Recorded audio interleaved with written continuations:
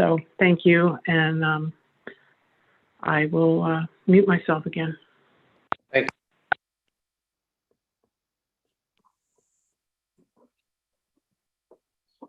you. Okay, who else do we have? Okay, we should be live streaming now. Samantha Morinville.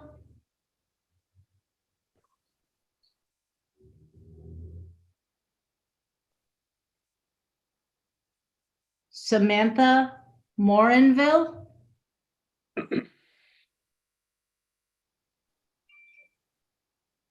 If you can unmute yourself, if you're on the phone, hit *6.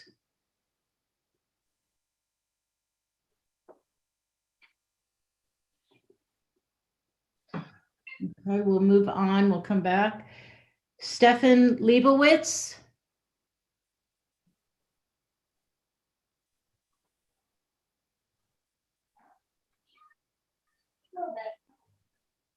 Hello? Stefan Leibowitz.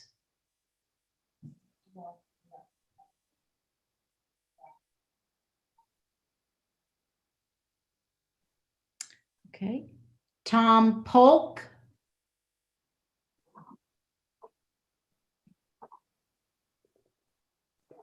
Hello, this is Tom Polk. Hi, Tom. Are you ready? Yes. Okay. So I'm getting some feedback from the live stream. Let me mute that. Good evening, members of the Planning Board. My name is Tom Polk, and I'm grateful for the opportunity to speak at this public hearing on the 200 North Street Special Permit Amendment. I urge you not to amend the current special use permit at this time. The existing site plan and proposed changes do not comply with the city zoning code. Section 405-25, paragraph A, created the Rondout Creek and Hudson Riverfront districts, and their purpose is clear. I quote, to afford priority to water-dependent uses, achieve public access to the coastal area, and control development. It goes on to say, it is the purpose of the districts to provide opportunities for permanent public views and access to the Hudson River, unquote. Paragraph B of this section lists as a right uses of waterfront property. For other uses, such as the applicant's proposed additions, paragraph C, zoning use incentives, states that for such uses to be granted, a special use permit is required that, quote, the owner dedicates meaningful, permanent public access along and where appropriate across the property to the dry shore area, unquote. As I looked at the site plan, I do not see any such public access. Without this access, the application for the amendment should be rejected.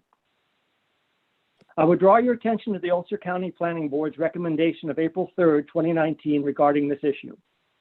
I quote, as designed, the applicant's project is blocking a regional and state effort to serve its site-specific needs. A means to maintain public access at all times should be the result.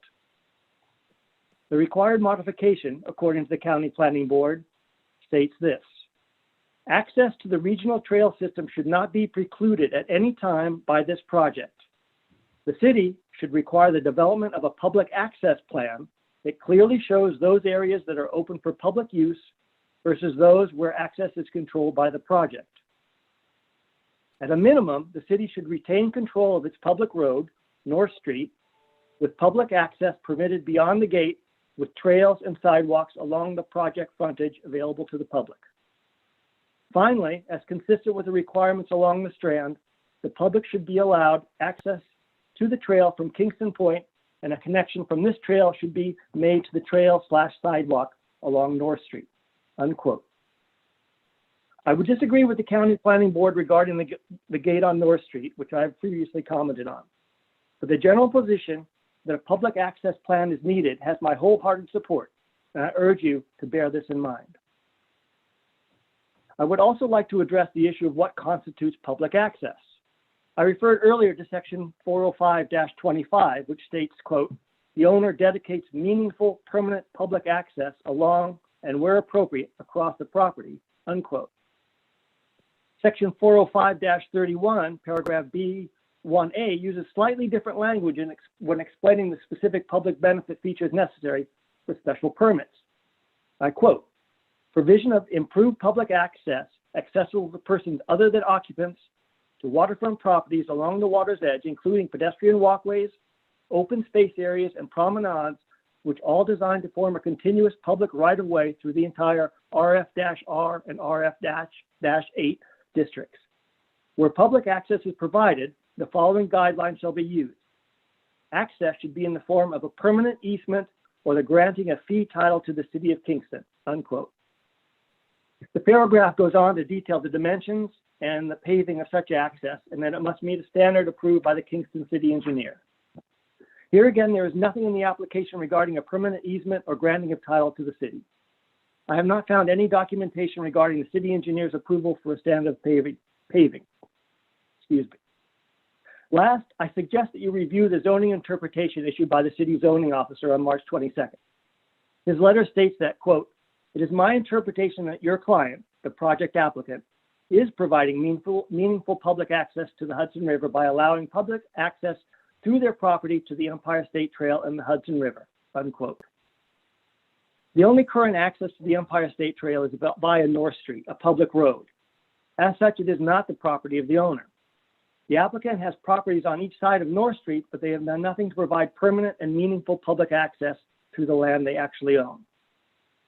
I would also contend that the gate on North Street actually reduces the public's ability to access the waterfront and in fact prevents meaningful and permanent public access. For these reasons, I strongly urge you to uphold sections 405-25 and 405-31 and decline the amendment until the site plan is revised to comply with its requirements. Thank you for your consideration. Thank you. Lee Kalish.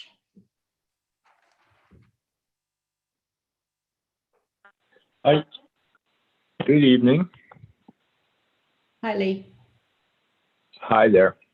I'm just going to say to the board and to all of you, thank you for your service and for giving me the opportunity to speak. I don't think there's much I can add to what Tom Polk just was so eloquently spoke about. I feel like, I mean, in very simple form, I feel like access for the public from Kingston Point very simply should just continue along the river till it gets to the park. I'm looking at the public access site plan, and it feels, I guess, 2 points. One, it feels like they've gone out of their way to push us off and onto North Street and around, as opposed to giving us the river access and view that is clearly laid out in the 405-25 provisions.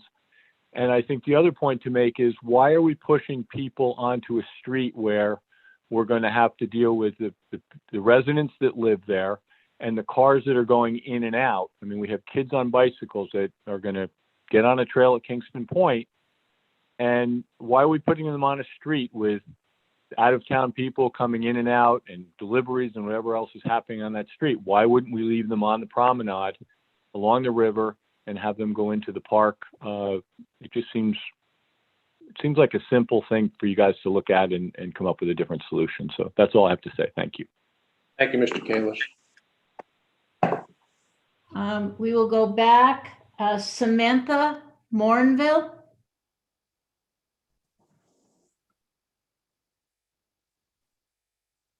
Samantha, if you're on the phone, you can hit *6 to unmute.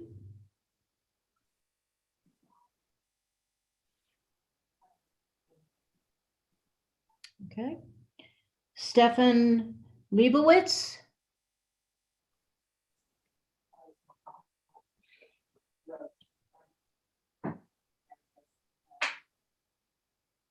Stefan?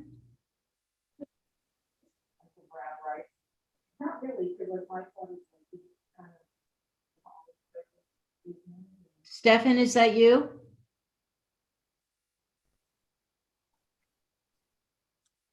Okay, Wayne, I have nobody else. All right. I think that we should have the applicants introduce themselves. So, Mr. Chairman, this is Joe Ariel. I'm counsel with the Veneziano and Associates on the project, and here tonight with Kevin McManus. Kevin, I think you've got other members of your team you could introduce, because I'm not sure who's on. Yes, we have Christina Duchamp and Zach Hall from K.D. Duchamp Architecture. And I think, both the public and the planning commission have seen, obviously, the plan that we seek to have approved. We're happy to walk through that plan again. I think it might be more useful to have Kevin perhaps describe some of the responsive submissions that have been made, and then just kind of move on to procedurally what we hope can be accomplished this evening. I do want to say, and first of all, let me thank the board for putting together the meeting, but I also want to say, because it may immediately address some of the issues that were raised during public comment here. It's not our intention this evening to seek site plan approval tonight, and we continue to work with city planning and other city agencies to address their concerns, the concerns raised by this commission and the public, and intend to continue to do so. So if that's all right with the chair and with Sue, I don't know whether you want to describe where we're at, or have Kevin sort of summarize anything that we've done since. We're kind of at your disposal as far as how you'd like to proceed. Well, Joe, I know we are in receipt of the public access plan. It was just submitted within the last couple of days. And, for tonight's meeting, our purposes, I believe, are going to just basically make the seeker determinations and push off we'll take up the topic of the public access plan at our regular April meeting. I mean, that's where we're at with that. I think that's right. I appreciate that clarification, Mr. Chairman, and I think that's how we expect to proceed this evening too. Okay. Yes, if you don't mind, Mr. Chairman, Kevin McManus here. Good evening. I just wanted to add that we did submit a draft. We've actually done some work on it. We know that we need to do some more work with the planning department, and clearly in response to the comments that have been raised this evening and in prior weeks. Just also want to point out that we have some improvements to site plans that were already approved. So we are proposing to open those which are already approved by the City of Kingston and prior site plan approval. So we're not opening anything up that hasn't already been approved, just for clarification. And also, in addition to, we're appreciative of the updated public access plan. We still have to take a look at that. I know we had an interpretation sent in from the zoning enforcement officer. There are still some outstanding issues. There's a laundry list of outstanding issues that need to happen, before approval. And like I said tonight, I hope the rest of the board feels this way. I think we're just going to make secret determinations, and we're happy to take up the rest of we'll continue with the public access plan at our regular April meeting. Anybody on the board have any comment about that? Matt? Well, is there anything we can do now just to facilitate moving this access plan forward? Because, I can't tell you how many months we've been hearing about the gates, and if there's anything we can do to push that ball down the road and get to some conclusion. Well, I think that, having taken a quick look at this plan, there are provisions in the plan that deal with access, like to the Empire State Trail, to have access to the river. And I still need to take a better look at it myself. And I think that it would be better served if we brought up that whole topic and other topics at the regular April meeting. If you have any questions now, you certainly can raise them. No, we can go with that. Anybody else? And this is, and one thing, Chuck, the public access plan that has been submitted by the applicants is currently available on the city's website. So folks can take a look at it there. Chuck, go ahead. Yes, Mr. Chairman, I'm looking at the paper that we received from the city engineer. There's going to be a lot of questions from me on this unless we go over it. I don't know if these are going to be answered in time for us to even deal with the seeker. Well, we can go through the part 1 and 2 of the EAF tonight. And as I mentioned, there's a laundry list of things that still need to be clarified. And certainly the city engineer's concerns are part of that laundry list. So we're not trying to avoid talking about them. I know you and I have spoken. There are a lot of concerns, and I think that just for tonight's purposes, we can deal with the seeker part, and then we will certainly take up your concerns at the April meeting. If that satisfies you right now. That satisfies me. Okay. Yeah. And the applicants are aware of that too. So. Yes, we are. Anybody else? Okay. I have I'm lacking paperwork in front of me. I've got all these computers. So you've got the completed EAF form, correct?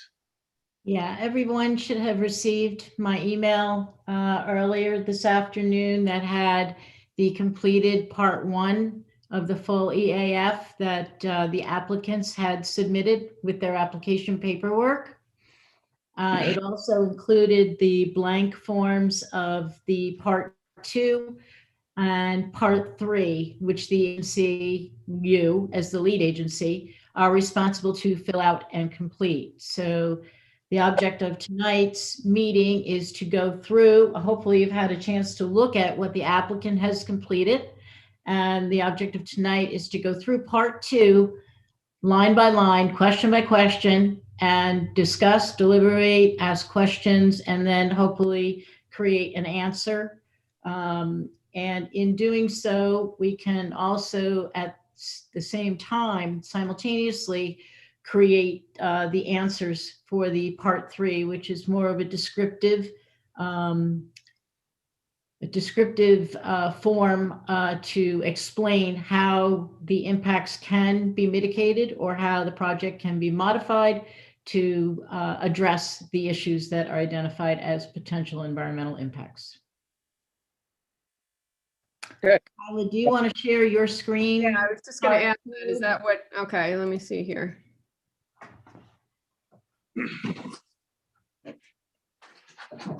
The shared screen will show the completed forms, right? Through the part 2, the 3. Yes, the shared screen is going to show you part 2, which is the questions that you need to run through and answer based on information that you have received.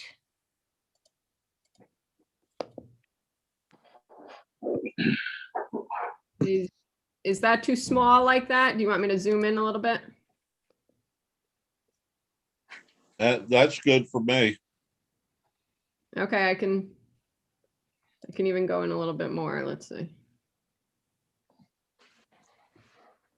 So are you going to read them, or how do you want to do this?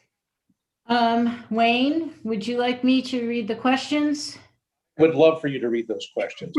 Okay, I thought as much. Okay, so question number 1.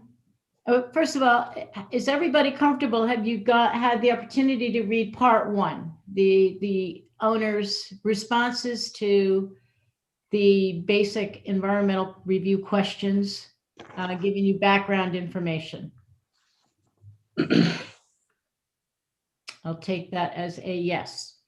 Okay, so part 1, impact on land. The proposed action may involve construction on or physical alteration of the land surface of the proposed site. So you have some sub-questions here to help you determine if that is a yes or a no. We can start with A. The proposed action may involve construction on land where depth to water table is less than 3 feet. The reference there that you see refers you to questions in part 1 where they've responded.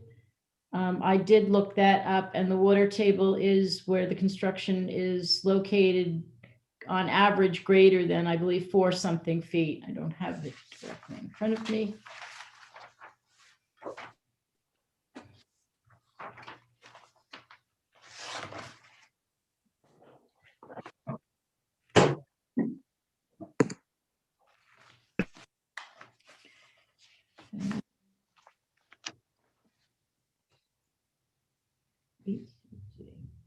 Yes, the average depth to the water table in the project site is greater than 4.25 feet. So I answered that question, no. Does the board concur? Thumbs up or down if you concur. We'll do it that way. Matt? Okay. Okay, that's an agreement. The proposed action may involve construction on slopes of 15% or greater. That I did, I think that is a moderate to large impact. I don't know about the rest of the board. Everybody agrees. Okay, that would be a moderate to large. The proposed action may involve construction on land where bedrock is exposed or generally within 5 feet of existing ground surface. Any thoughts on that?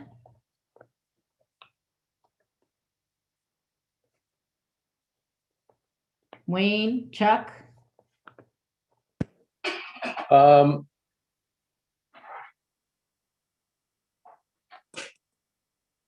we going with a no on that one? On the no? I would say no on that. That's my thought. Anybody else on the board have any thoughts on that? I'm saying no. I'm Thumbs up. saying no. I'm saying no also, because that's a lot of sand and clay in that in there. Okay. The proposed action may involve the excavation and removal of more than 1,000 tons of natural material. That is a no, I believe. No to small. Proposed action may involve construction that land that continues for more than 1 year or in multiple phases. Well, this project is a multiple phase project. It will happen over a series of years. I put that as a moderate to large impact. May occur. I agree. Okay. The proposed action is or may be located within a coastal erosion hazard area, and that is, I put that as a no or small to moderate, or small impact may occur. Okay. Concurrence? So you skipped F, the proposed action may result in an increased erosion. I'm sorry. The proposed action may result in increased erosion, whether from physical disturbance or vegetation removal. I put that as a moderate to large impact may occur because of the steep slopes. I concur. And the last question again, then, the proposed action is or may be located within a coastal erosion hazard area.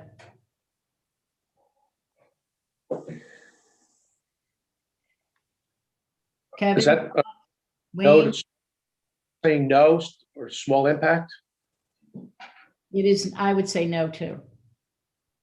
Okay, so that would mean that question 1, impact on land, would be a yes. Okay. Impact on geological features.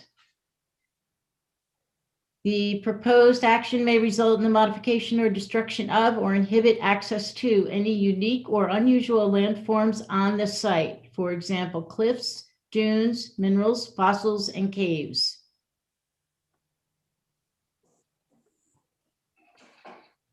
Anybody want to comment on that? Oh, do we go through, do we answer that first and then go on to the rest of them?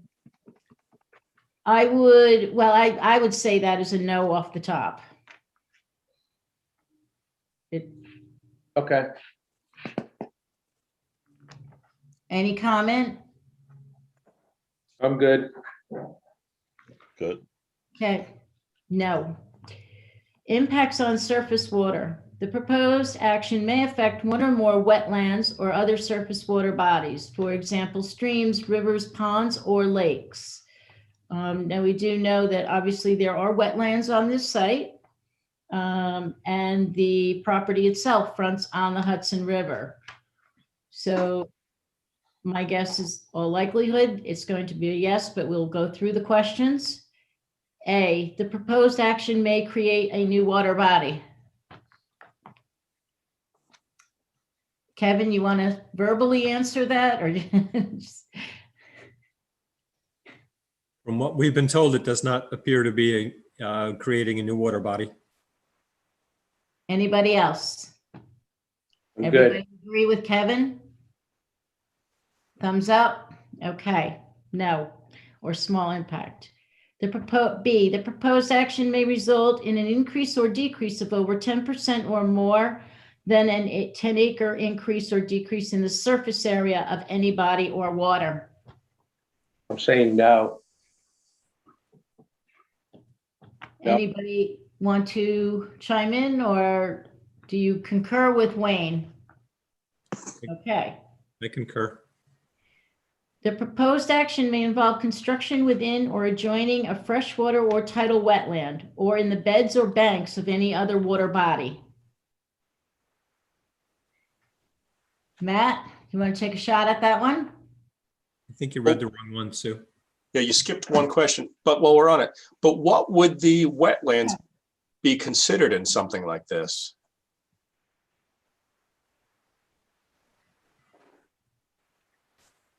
I would say, I mean, I'm thinking no. I'm no to small impact on that one.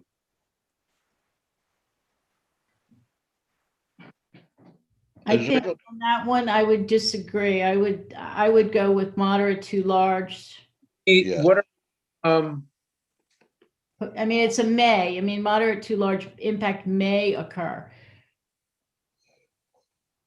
It's a fairly large wetland, and obviously the entire eastern border of this property is on the Hudson River. So there is potential.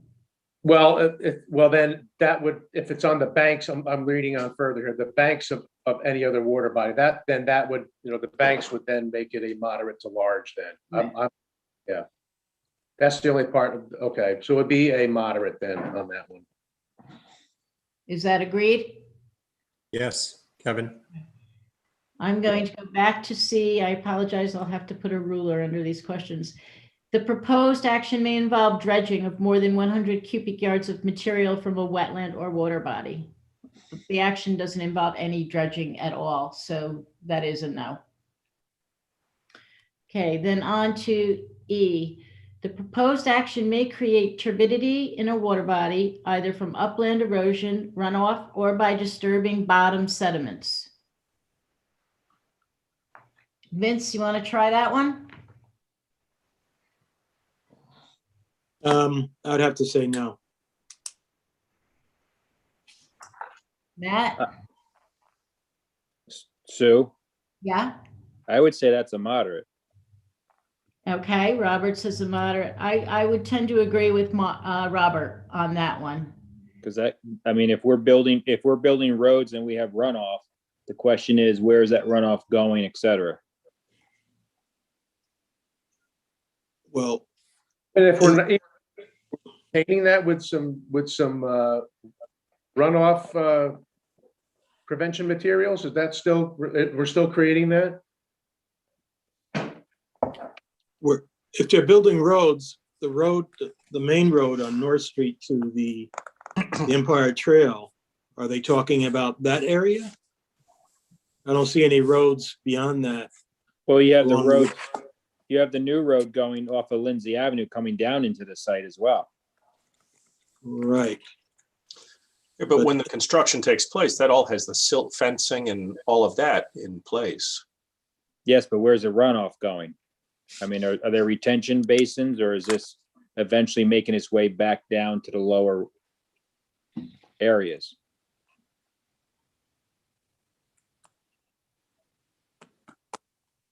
I think in this case, moderate to large impact may occur is correct. The mitigating measures would be obviously to utilize best management practices in erosion control. Correct. And, monitoring that and reporting that under all of the applicable laws and statutes, and repairing it, as needed. So if we say that it may create turbidity, it's up to the applicant then to respond to the moderate or large impact by saying we're going to have erosion mitigation. So it's up to you as the board, as the lead agency, then to say that the mitigation would be, obviously they're working on a SWIP, which is something that John is reviewing, and that has a full erosion and sediment control plan incorporated within it. And that plan in and of itself has measures of where structures and erosion control devices will be placed and how, and also, how they'll be maintained and managed, and they'll be, reported. Anything that is, disturbed or has been broken will get repaired and replaced as necessary. Kevin here, if I may, right in the applicant's part 1, page 6, letter E, will the proposed action disturb more than 1 acre or create stormwater runoff? They answer yes. So right in their statement, they're expecting to create runoff. So I agree, it should be a moderate to large, moderate to large. Okay. I agree then. I'm good. Okay. Moderate to large, thumbs up, or I'm good. Matt? Okay. Question F, the proposed action may include construction of 1 or more intakes for withdrawal of water from surface water. Well, that is a no. They will not be. They'll be using public water. Good. G, the proposed action may include construction of 1 or more outfalls for discharge of wastewater or surface water. I put that as a no or small. They're obviously going to be connecting to the city's wastewater treatment plant where the waste will be processed and then discharged. So I put that as a no. Anybody else? Okay. The project action may cause soil erosion or otherwise create a source of stormwater discharge that may lead to siltation or other degradation of receiving water bodies. You want to take a stab at that one and your thoughts? Well, since we answered, moderate to large impact on the turbidity on E, I mean, that would be a moderate to large impact down there too, right?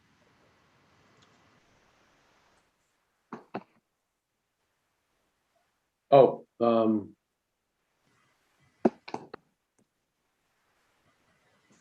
Wayne? said that. Am I on? Yes. We heard you. I'm going to say moderate to large. Kevin agrees. Everybody else? Vince? I agree. Okay. I, the proposed action may affect the water quality of any water bodies within or downstream of the site of the proposed action. Kyla, can you move the screen up a little bit? Thank you.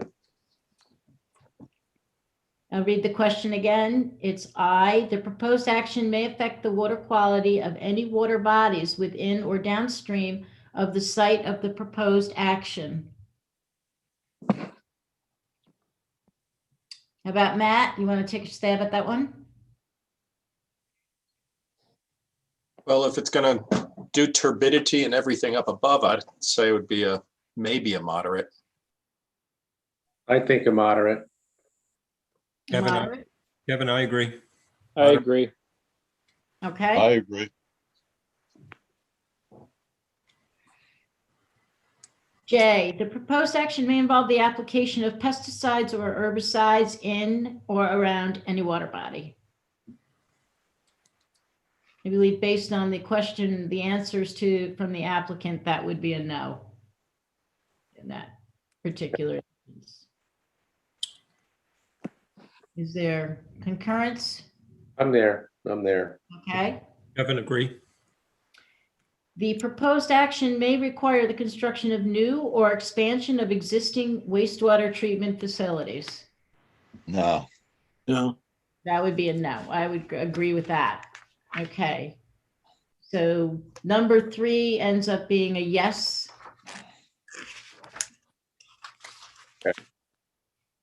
Okay. Number 4, impact on groundwater. We can go through the questions. The proposed action may require new water supply wells or create additional demand or supplies from existing water supply wells. That's a municipal system, so that is a no. Water supply demand from the proposed action may exceed safe and sustainable withdrawal capacity rate of the local supplier or aquifer. The city source is the municipal source, and there is, we have gotten indication that there's adequate water capacity to provide the project. So that would be a no. The proposed action may allow or result in residential uses in areas without water and sewer service. Well, we know that is a no. The proposed action may include or require wastewater discharged to groundwater. No. That'd be a no. Proposed action may result in the construction of water supply wells in locations where groundwater is or is suspected to be contaminated. Well, that is a no. No. The proposed action may require the bulk storage of petroleum or chemical products over groundwater or an aquifer. Well, that is a no. There is none proposed. The proposed action may involve the commercial application of pesticides within 100 feet of potable drinking water or irrigation sources. And I believe that is a no as well. So overall, they are utilizing the municipal water supply, which serves the project site and has the capacity to provide the needed amount of potable water. I would say the impact on groundwater is no. Moving along, impact on flooding. Question A, the proposed action may result in the development in a designated floodway. Well, they answered that question as no or small in their part 1. I would concur that it would be no or small impact.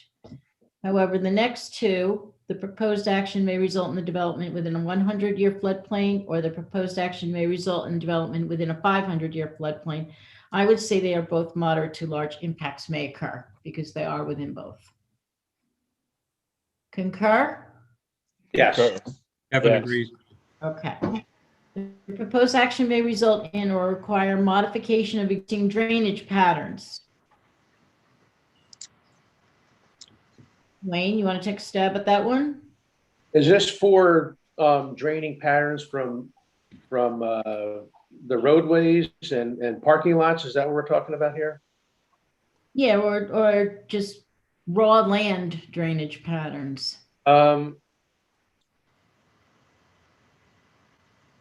I think it will require modification. I mean, then, well, it's I'm going to say moderate to large.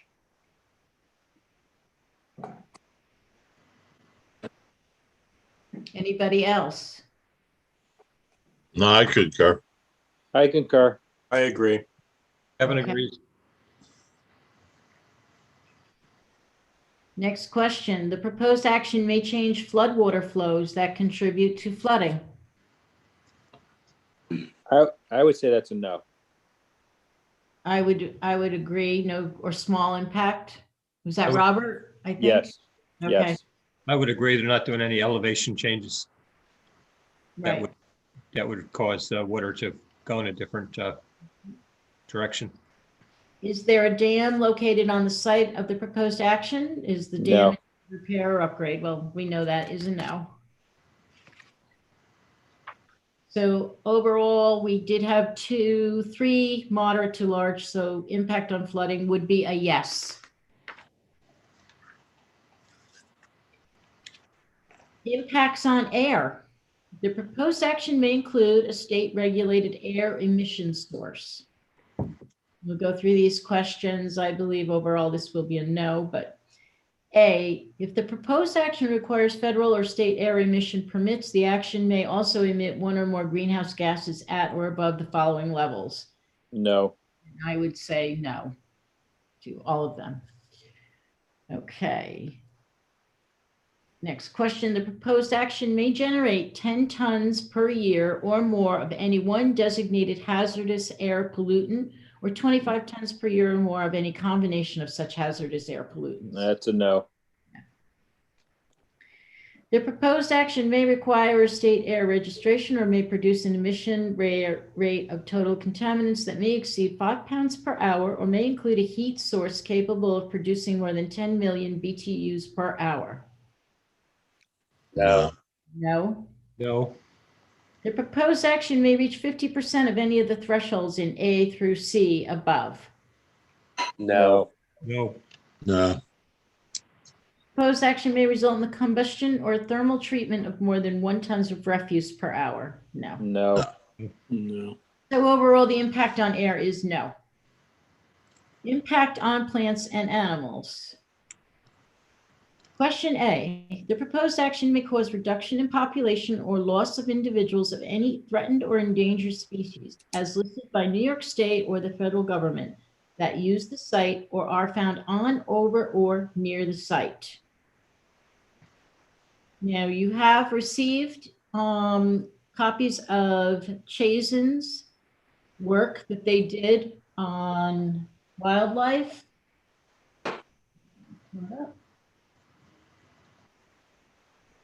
They've determined that there's that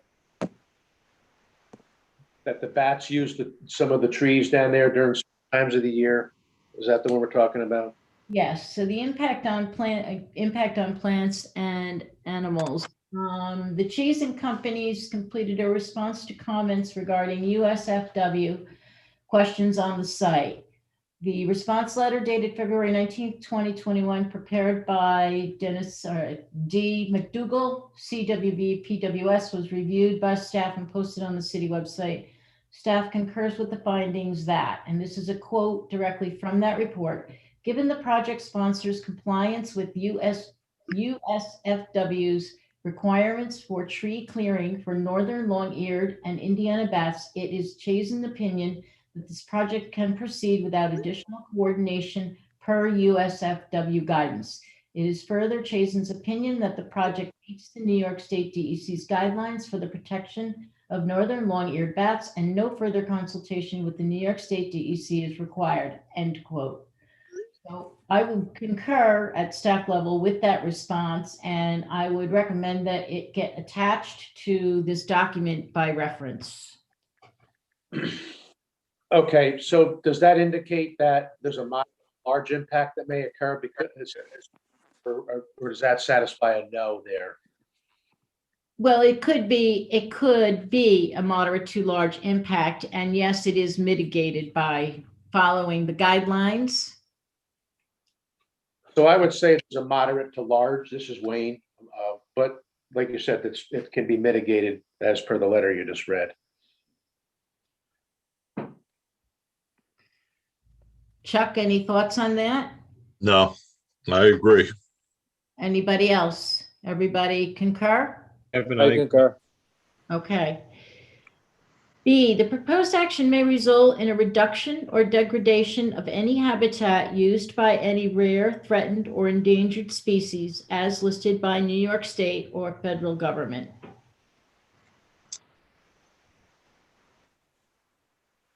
Thoughts I would say moderate. Okay. Kevin?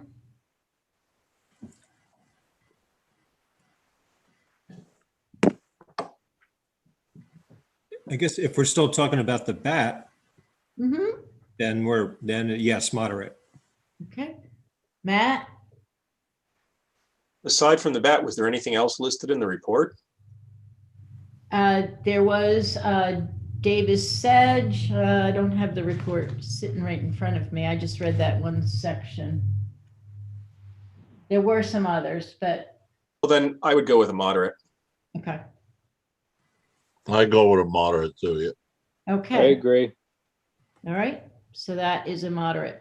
C, the proposed action may cause reduction in population or loss of individuals of any species in special concern or conservation need as listed by New York State or the federal government that use the site or are found on, over, or near the site. This is Wayne again, moderate. I'm going with a moderate on that. I think I would go here with no or small impact because you look at the area overall and they are complying. I would consider that or small, but well, I mean, they're okay. to remediate that, but does it still say that? I mean, answering the other, A and B as moderate, does it almost force us to write a C as being a moderate too, or no? No, you're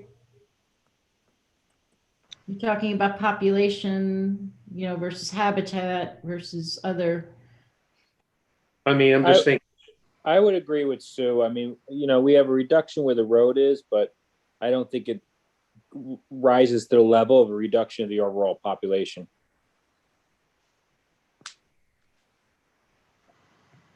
Anybody else? I agree with Robert's thought. Kevin, here. Okay. Matt does too.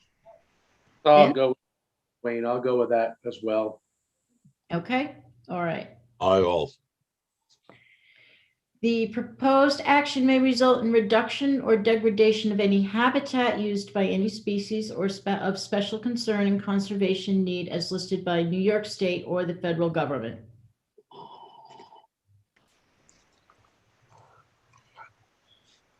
Isn't that basically mirroring what B says too?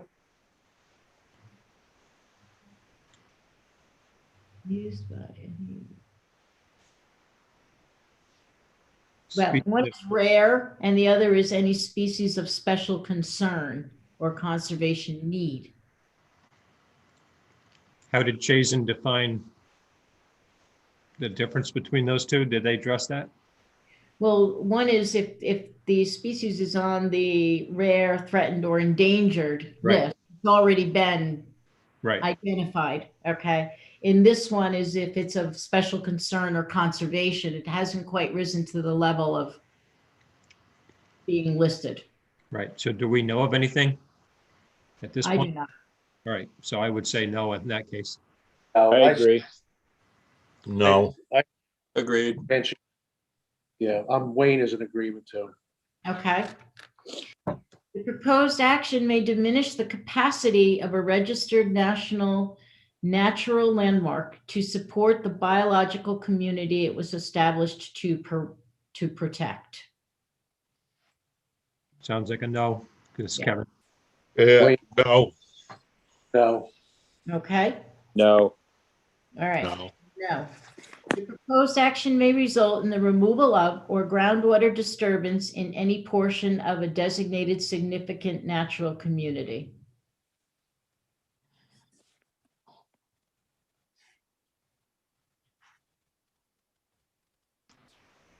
Wayne is a no. Not Kevin, it's not that we're aware of. Yeah. Okay. Chuck is a no. Matt's a no. Not that I'm aware of. I'm a no. Okay. The proposed action may substantially interfere with nesting, breeding, foraging, or overwintering habitat for the predominant species that occupy or use the project site. Wayne is a no. Chuck is a no. Kevin's a no. Matt's a no. Rob's a no. Okay. The proposed action requires the conversion of more than 10 acres of forest, grassland, or any other regionally or locally important habitat. I would say no. I concur, no. Wayne is a no. Chuck is a no. Yeah. And that's been confirmed, the new parking lots and roadway down from Lindsay Avenue is less than 10 acres? The report, the part one says it's 1 acre. Okay, Forested I'm a no. being reduced. Matt's no.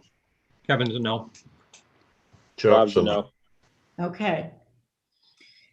The proposed action, commercial, industrial, or recreational projects only, involves use of herbicides or pesticides.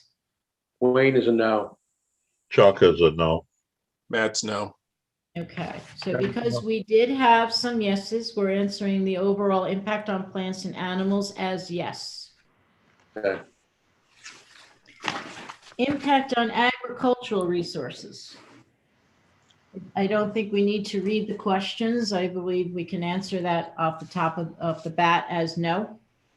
I agree, Kevin. Matt agrees. Yes, I agree. Okay. Yes, I'm no.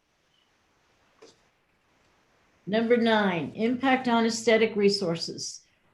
The land use of the proposed action are obviously different from or are in sharp contrast to current land use patterns between the proposed project and a scenic or aesthetic resource. So we'll start with A. The proposed action may be visible from officially designated federal, state, or local scenic or aesthetic resource. Now Well, they're going to be, it's part of, the Empire State Trail. That's a designated aesthetic resource, right? you could consider it one, yes. Also across the river, you have the historic district on the opposite on Dutchess County. So I say moderate to large. Kevin says moderate due to the trail being there. Wayne is a moderate. Matt's moderate. okay. The proposed action may result in the obstruction, elimination, or significant screening of one or more officially designated scenic views. I would say no or small myself to that. Well, Kevin, I say small. If anything, we're adding to views. Wayne is a no or small. Matt's a small. yeah, Chuck's a small. Okay. The proposed action may be visible from publicly accessible vantage points. Seasonally and year-round, both. They're asking you for both situations. Moderate to large, I would say. I mean, there's a lot to, right? This is Kevin, from the river, it's certainly going to be very visible seasonally, at least kayakers and boaters. Whether it's year round, I don't know about the winter time. I agree. Wayne is for both of them, right? Year round and seasonally. I say yes for both. Yes, for both as what, Chuck? Seasonal and year round. Yes, but are you saying that it is no or small impact may occur or moderate to large impact? Moderate to large. Okay. Kevin agrees. Robert agrees. Matt agrees. Okay. Situation or activity in which viewers are engaged while viewing the proposed action is routine travel by residents, including travel to and from work. I'd have to say no on that. Kevin says no. Okay. Wayne is a no.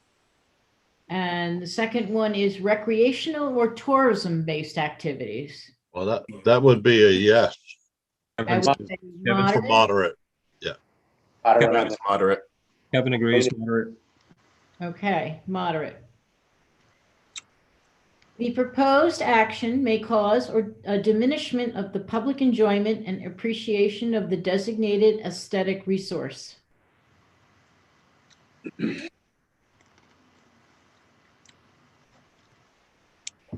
Kevin, I'm gonna have to say moderate to large may occur. Mhm.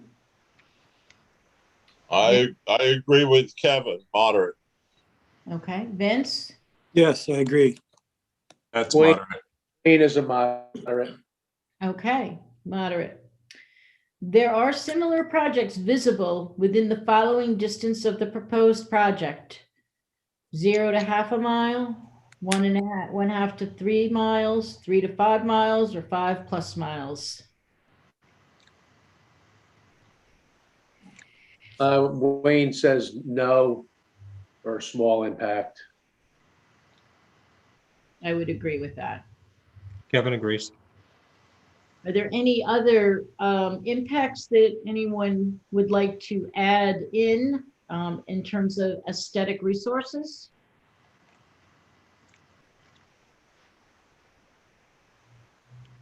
Okay, so then with the yeses and moderate to large impact, that question would be a yes. Moving on, impact on historic and archaeological resources. The proposed action may occur in or adjacent to a historic or archaeological resource. So A, the proposed action may occur wholly or partially within or substantially contiguous to any buildings, archaeological site, or district which is listed on the National or State Register of Historical Places or that has been determined by the Commissioner of the New York State Office of Parks, Rec, and Historic Preservation to be eligible listing on the State Register of Historic Places. We have nothing. Do we show This there's site nothing? does have on it some features that are eligible. So I would say that would be a moderate to large impact. What features are on there for that? The side, some of the structures, the silo, a couple of brick buildings. Their part one statement also agrees with that. Page 13, letter F.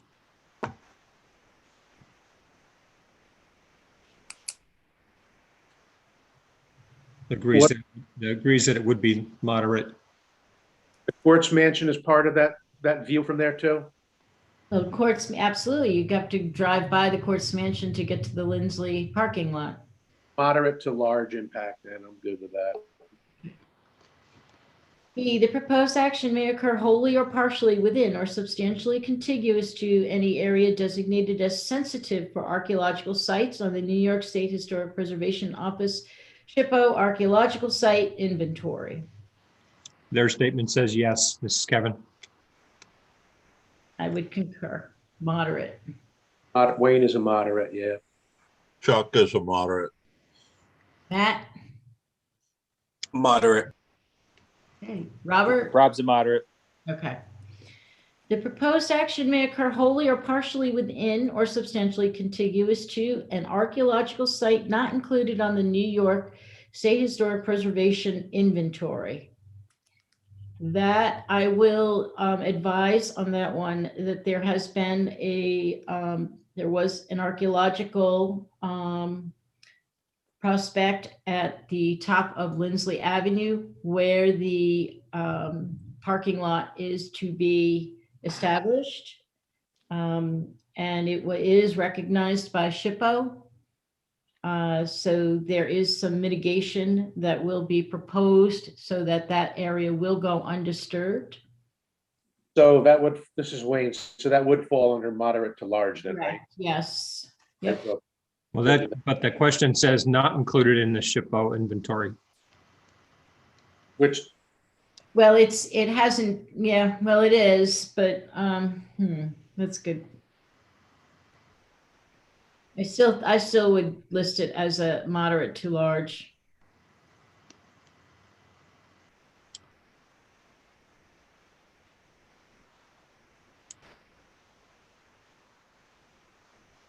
Why don't we just say no on that and then in part D, just state yes and say per SHPO inventory. What, as other impacts? Yeah, why don't we just say yes and then say per SHPO inventory? Okay. That works for me. It's Matt. But say no on the other one? Say no and bring it down to Part D and say per SHPO inventory, proposed action occurs within a contiguous to an archaeological site per SHPO. Okay. All right. Okay, So that would mean the overall answer to the impact on historic and archaeological resources is a yes for item number 10. Item number 11, impact on open space and recreation. The proposed action may result, I'm sorry, let's keep going on that because I missed the E. If any of the above, A to D, are answered, moderate to large impact may occur. Continue with the following questions to help support conclusions in part 3. Number 1, the proposed action may result in the destruction or alteration of all or part of the site or property. That's a no. I would say no on that too. no, No. No? Okay. Kevin agree. No. Number 2, the proposed action may result in the alteration of the property's setting or integrity. I would say no on that one. No. Kevin agrees. No. no, Matt? No. Okay. Number 3, the proposed action may result in the introduction of visual elements which are out of character with the site or property and may alter its setting. That's a no. Everybody else? Matt agrees. Okay. So then again, that stays with a no. We move on to the impact on open space and recreation. The proposed action may result in a loss of recreational opportunities or a reduction of an open space resource as designated in any adopted municipal open space plan. Question number 1, A, the proposed action may result in impairment of natural functions or ecosystem services provided by an undeveloped area, including but not limited to stormwater storage, nutrient cycling, and wildlife habitat.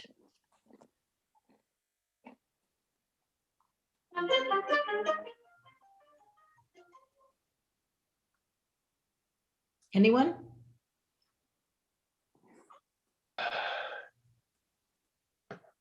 Wayne? Oh, I'm trying to make one here. Hold on.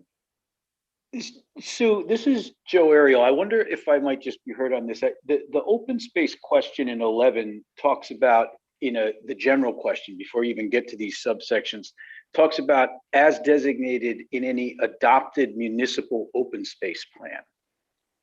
Wouldn't that just be, isn't that just a no? I mean, I don't think this. There is an adopted municipal open space plan. I know, but is this site identified within that adopted plan? I believe a portion of it is. You guys keep discussing, I'll look for it. I believe that was mentioned in one of the letters that we received. Yeah, I mean, look, I'm not. We can go through the questions. It's the individual questions will still get. I think. Yeah, there's. I think it's a yes myself. Yeah. This is Matt. My take on this, because that question was the loss of recreational opportunities or open space resources, and we're just adding to this. Well, that's going to depend. This is Kevin. That's going to depend on that waterfront access plan. But that's very much in play right now. Yes. But aren't we on 11A? I mean, I'm reading 11A. I'm thinking this is a no.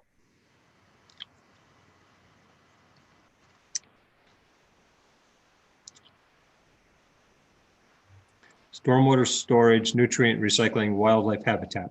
I would agree with Rob. This one is a no. This is It Kevin. is a no. Wayne? Now, B says the proposed action may result in the loss of current or future recreational resource.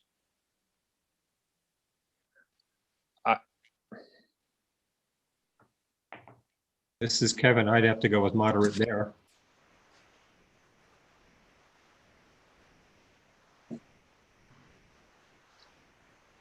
Chuck, any thoughts on that one? Well, I'd have to say, I agree with the moderate. I would agree. No, or small impact on A and moderate on B. Yeah, we're done with A. A was a no. I think we're on B, and I would say moderate. Say moderate. This is Wayne. B should be moderate. Okay, so it looks like moderate. Okay. And then while Sue keeps looking at that C says the proposed action may eliminate open space or recreation resources in an area with few such resources.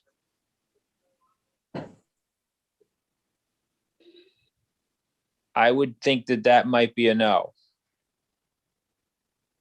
Matt agrees. Is that because we're converting from a former industrial site? Is that why?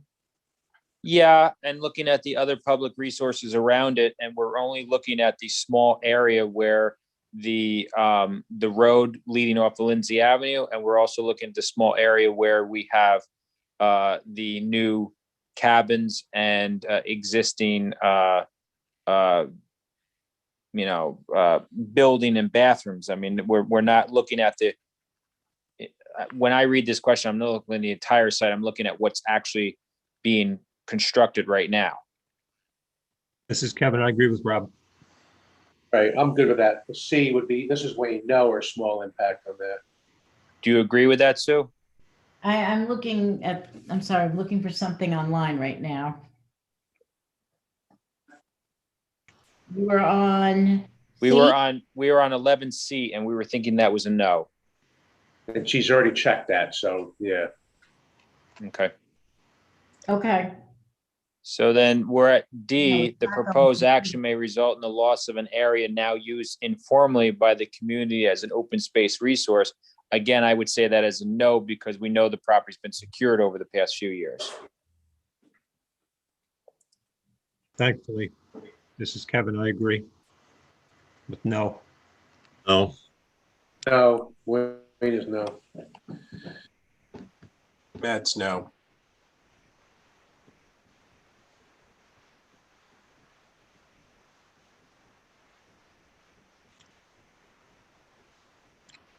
So Sue, do you want us to go on to 12, or do you want us to give you a moment? Yeah, I'm looking at the open space vision map. And this area does show conservation areas and potential future park areas and urban forest areas. So it is recognized in the open space plan.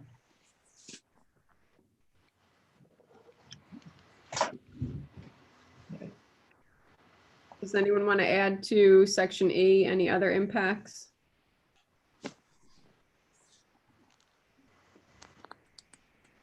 I would put in there with the other impacts, I would just make a notation that public access plan is being, developed and will be required to get approval, and the applicant will have to comply.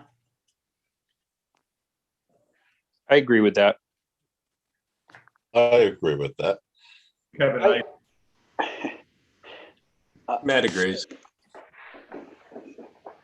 This is Joe Ariel. I would ask that some care be exercised in terms of the mentioning that an access plan is being considered. I think is fine. It's true.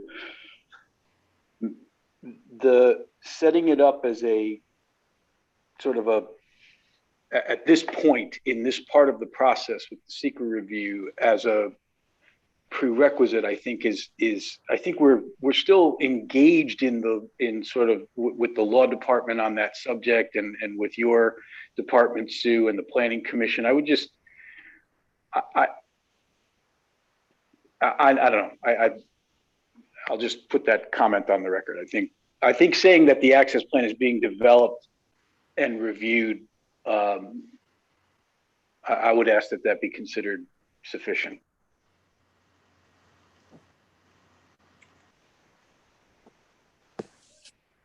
Anybody else want to comment on that?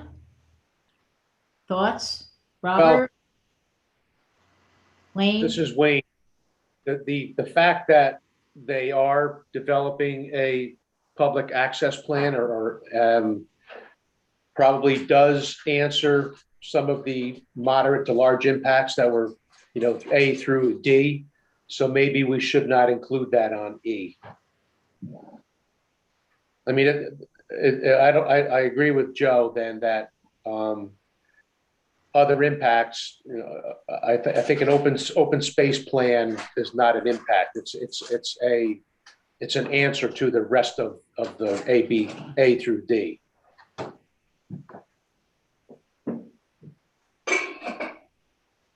Anybody else on that?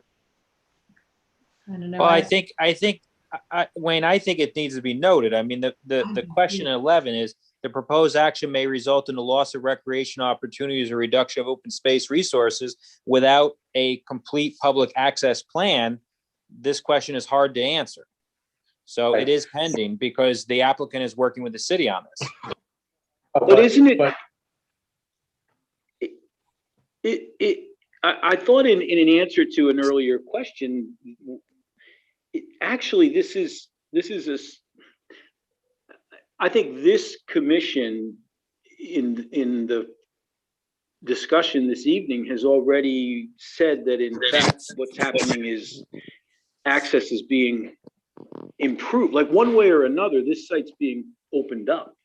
I just think it's a conclusion. To put it plainly, I think it's almost like a conclusion of law here that I just think is still a moving target. And as the chair said, we have submitted as part of our mitigation proposal this plan, and we'll continue to do so. I just don't know that it requires a separate. I mean, I think it's arguable that it's not even part of the site plan application, but it is something that we're proposing as part of a mitigation on this issue, and I am just not sure that it warrants a separate.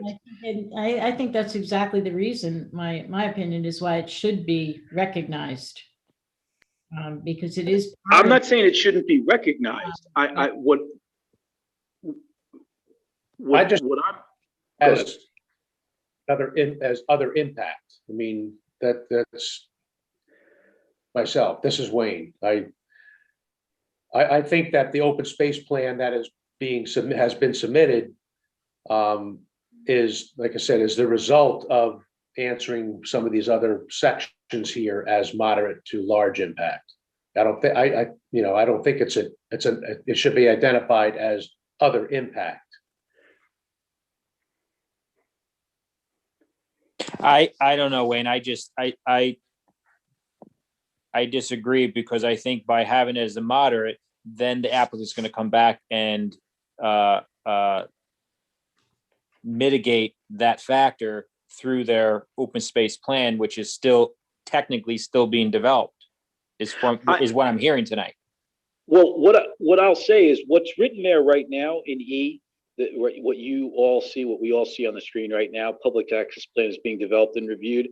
That I'm okay with that. I'm okay with that.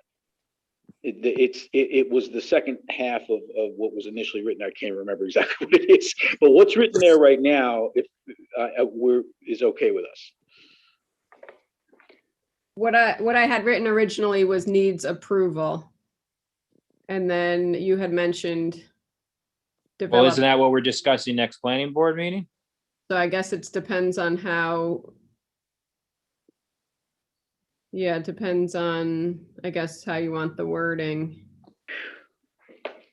Right, it is what we're discussing, but again, we're discussing that in the context of, for instance, a site plan approval resolution and not, this form. But the development of a public access plan is part of the mitigation of some of the moderate to large impacts, I think, not only in this particular question, but maybe in some of the others as well.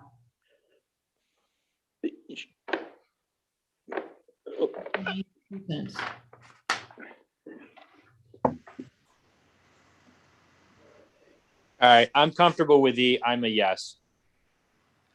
On the what, Rob? The way it's written now, I'm comfortable with E. With being developed and reviewed without the needs to approval section. Well, it needs the approval because that's what we're talking about next meeting. And then that's when the mitigating factors come in from the developer. How about subject to approval during site plan review? That's fine. That's what we're doing. Joe, Okay. you I okay guess with I would just say that that's true as to anything that gets incorporated into site plan approval and everything that follows from this secret determination. So it seems, to be honest, somewhat inappropriate to redundant and singling this issue out. Everything that we propose off of the secret determination and that becomes part of the ultimate site plan approval is of course subject to the approval of the planning board. And I'm just not sure. Look, I'll concede to Joe. Yes, as part of the site plan approval. So if they don't want it in the secret document, I'm okay with it. But I think through this discussion, it's clear that this is going to be an issue at the next planning board meeting that has to be flushed out. I think it should be carried That's on fair. the document as well, though. I honestly do. I feel that it's important enough that, through all the public comment we've received on this project, that we're talking about open space and recreation, the impact on open space and recreation. I think, you have to go beyond looking at, we have an already adopted open space plan, but we are considering a public access plan. And I think it's a critical component, and it's part of answering this question.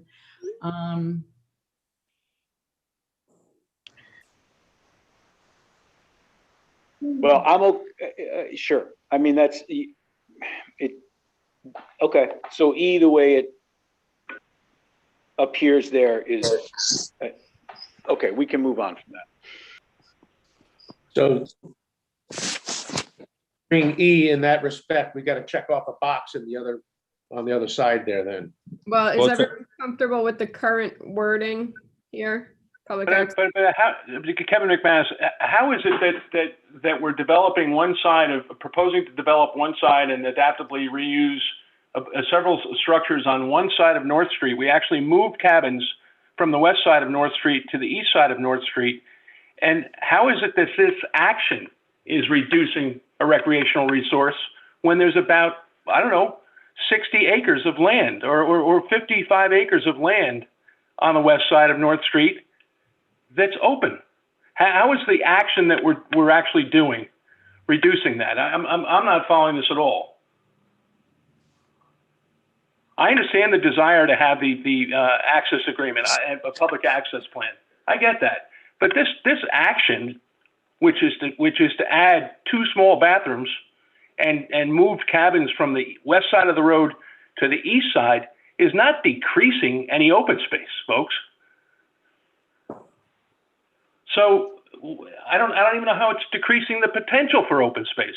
I understand how the master plan, that concept, decreases the potential for open space, but this plan doesn't decrease any potential for open space. It actually increased potential because we moved cabins from the west side to the east side. So I'm not following. But it's not just open space, it's also recreational opportunities. Okay, and what recreational opportunities were reduced? Those are the areas on the east side that affect the waterfront and the Hudson River. Well, so we agree that there needs to be. We're not reducing anything. All right. No, that's I don't- part, what I'm look, concerned. this is going to be part of the discussion next month. So, I mean, I think at this point on the seeker, we're going off track here. So I would agree with that. I think that the point that I'm trying to make is that I think it's an artificial statement in the context of the secret review of this action, whether or not it becomes, well, not whether or not, it is clearly an issue that's on the table for the larger discussion of conditions to approval, et cetera. And we're engaged in that dialogue. But I just, as Kevin said, I just don't think, like we didn't do this with respect to any other impact on which we're going to have mitigation. We didn't add a special sentence that said, and this is going to have to, I just think it's not, I don't know. Look, I've made the point. I mean, the point is on the record. I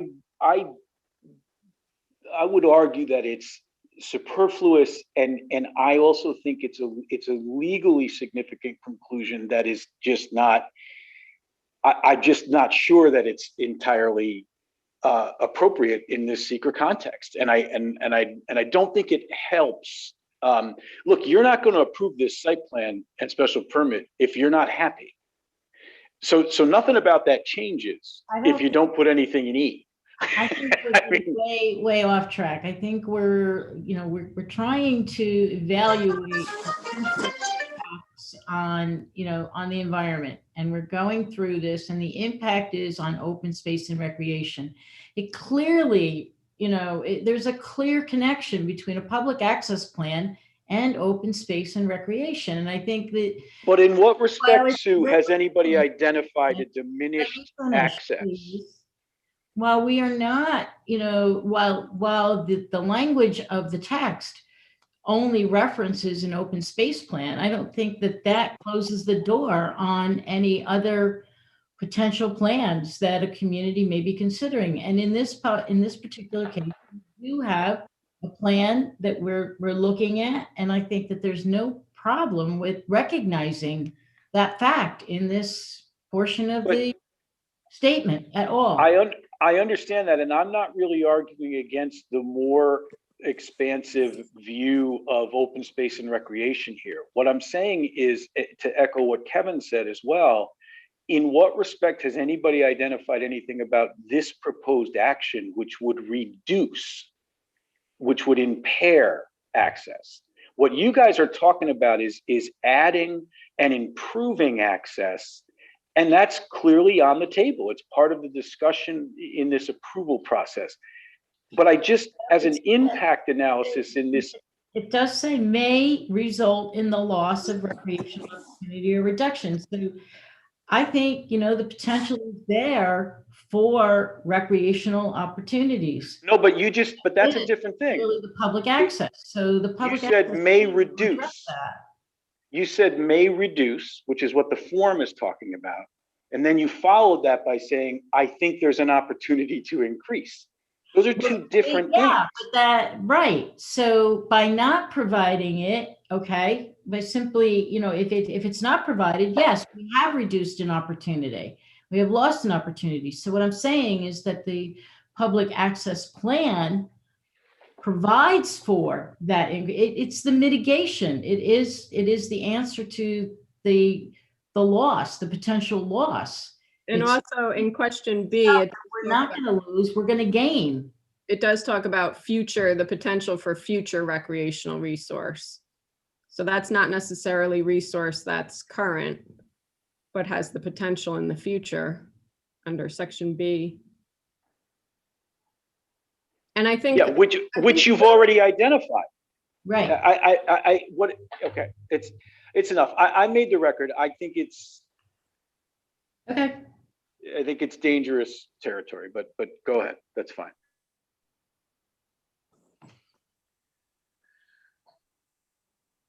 So where do other board members feel on this? We have E, and at this point, we either have to pick moderate or no. Matt goes for moderate. Kevin's moderate. Chuck's moderate. Rob's moderate.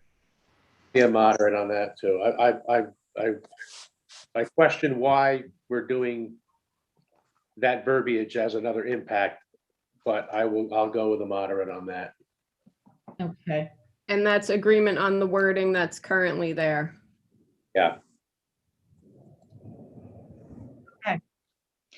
Question 12, impact on critical environmental areas. I would say that just right off the bat, we could answer that question, no. There is no CEAs on this property within or adjacent. Okay. Moving right along, impact on transportation. The proposed action may result in a change to existing transportation systems. Question A, projected traffic increase may exceed the capacity of the existing road network. I say yes, moderate.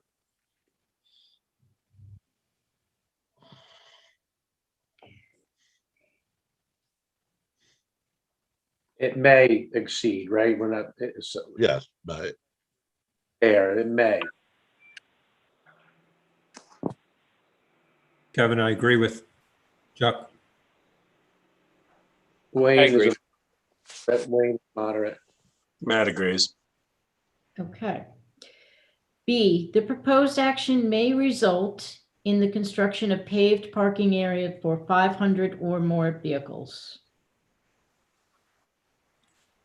They're not proposing a paved area, are they? This I would is say that's a no or small. No. a no. Wayne is a no or small impact. Kevin agrees. C, Chuck the proposed agrees. action, Hey, Rob you agrees. guys, just as in fact, going back to item A, you know, we had a prior site plan that contemplated events for up to 3,500 people. What this amendment does is it does a daytime seasonal restaurant, and by the way, the cabins you've already approved. So I don't know how that increase is going to trigger. I do understand the 3,500 people, but I don't understand how this particular proposed action. But I just wanted to say that.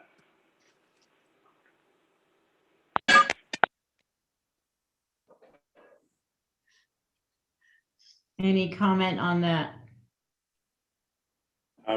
Let's move on. Okay.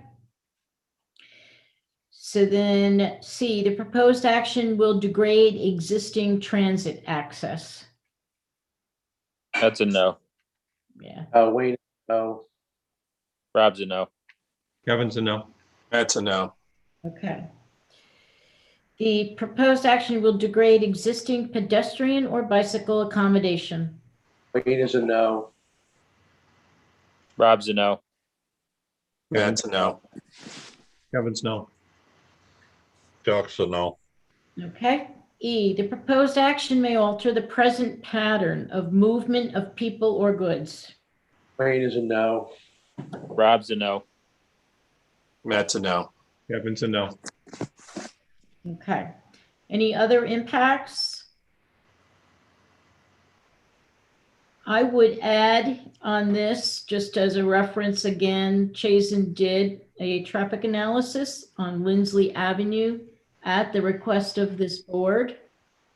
And they reviewed the intersection of Lindsley and Delaware and the existing traffic patterns, and they came up with no impact finding, and I would concur with that. So I would just by reference attach their document to this final document.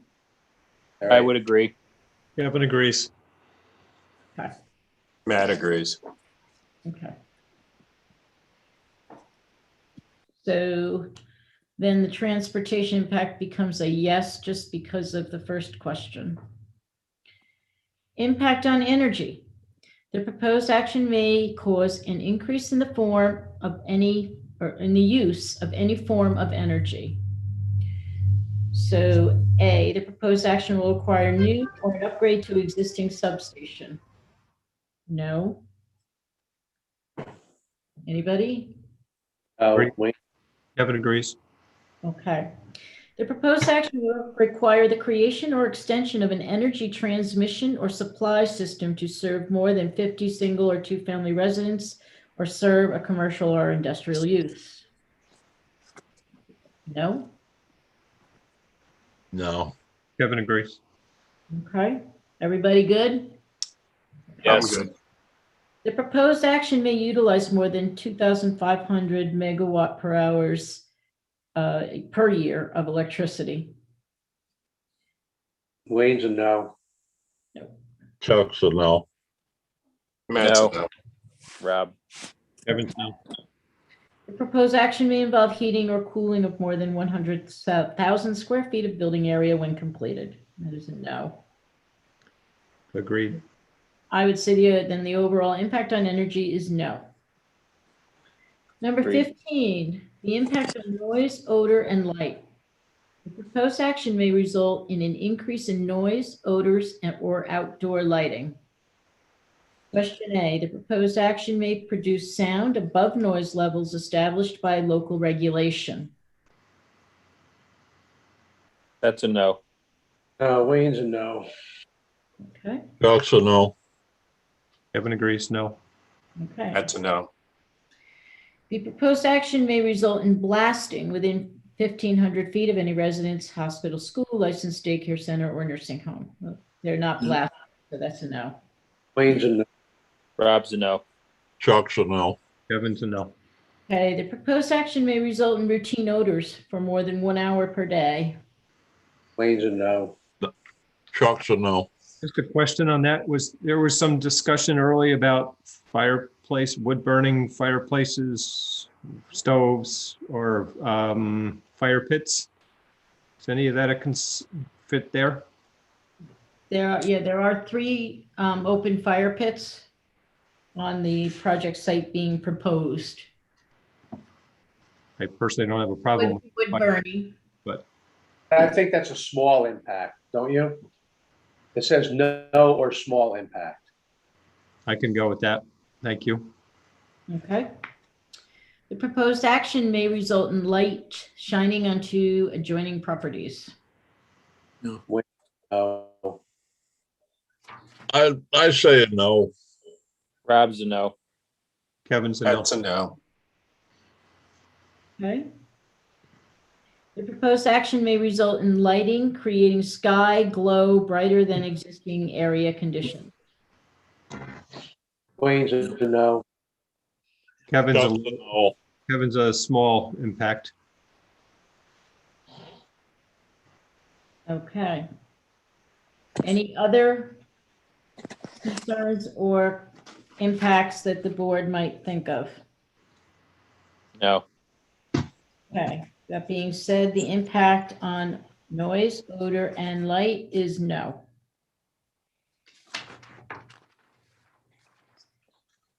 Okay, impact on human health.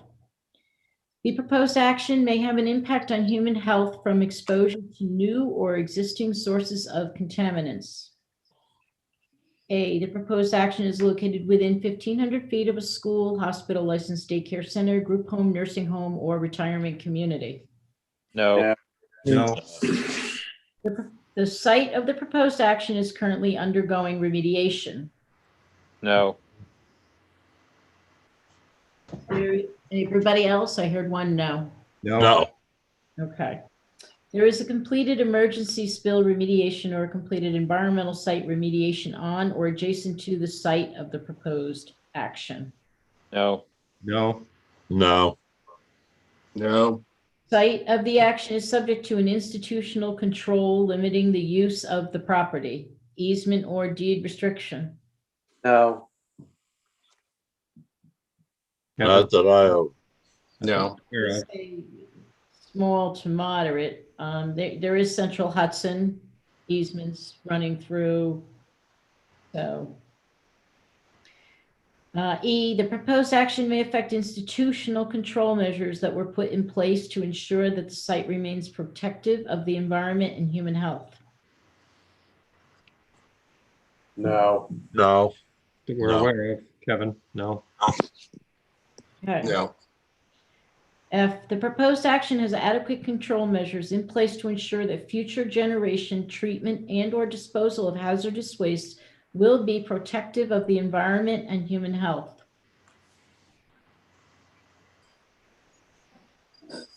I say no. No. No, Kevin?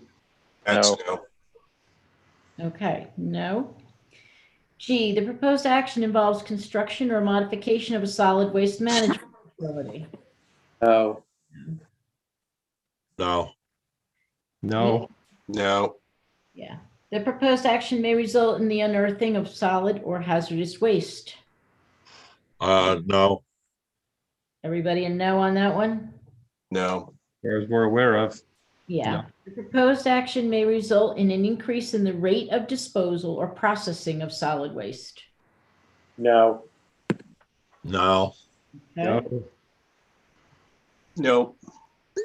Proposed action may result in excavation or other disturbance within 2,000 feet of a site used for the disposal of solid or hazardous waste. No. No. No. No. No. The proposed action may result in the the proposed action may result in the migration of explosive gases from a landfill site to adjacent off-site structures. No. No. No. No. Okay. Proposed action may result in the release of contaminated leachate from the project site. No. No. All right. So overall, then the answer to impact on human health is no. Number 17, consistency with community plans. The proposed action is not consistent with adopted land use plans. Question A, the proposed action's land use components may be different from or in sharp contrast to current surrounding land use patterns. I would say no or small impact, which is Wayne. No. That agrees. No. Kevin agrees no. Or low. No for Rob. Okay. B, the proposed action will cause the permanent population of the city, town, or village in which the project is located to grow by more than 5%. No. No. No. Agrees no. The proposed action is inconsistent with local land use plans or zoning regulations. No. Wayne is no. That's no. Kevin's no. Okay, no. The proposed action is inconsistent with any county plan or other regional land. Wayne is a no. Matt's Chuck no. is a no. Kevin, no. Okay, we got no's. All right. E, the proposed action may cause a change in the density of development that is not supported by existing infrastructure or is distant from existing infrastructure. No. Kevin's no. That's No. no. Okay. F, the proposed action is located in an area characterized by low density development that will require new or expanded public infrastructure. No. No. No. Okay, No. no. The proposed action may induce secondary development impacts. For example, residential or commercial development not included in the proposed action. No. No. No. No. No. I would say it's a small impact may occur, but it's a positive impact. I mean, people are trying to decide to want to establish a business or even reside. So, I mean, when I say no, it's just to shorten the whole no or small impact may occur. That's when I say no. okay. Any other potential impacts from the board members? No. Kevin. Okay. No. So then overall, the consistency with community plan or not consistent with adopted would be no. Okay. Moving on to 18. Consistency with community character. The proposed action is inconsistent with the existing community character. First question, the proposed action may replace or eliminate existing facilities, structures, or areas of historic importance to the community. No, Rob. Matt's no. Kevin, no. Chuck, no. Wayne? No, I said no, I'm sorry, sir. Okay. The proposed action may create a demand for additional community services, for example, school, fire, or police. No. Rob? All impact, I'm saying. Kevin, low. Matt's no. Okay. No. The proposed action may displace affordable or low-income housing in an area where there is a shortage of such housing. No. No. No. No. No. Proposed action may interfere with the use or enjoyment of officially recognized or designated public resources.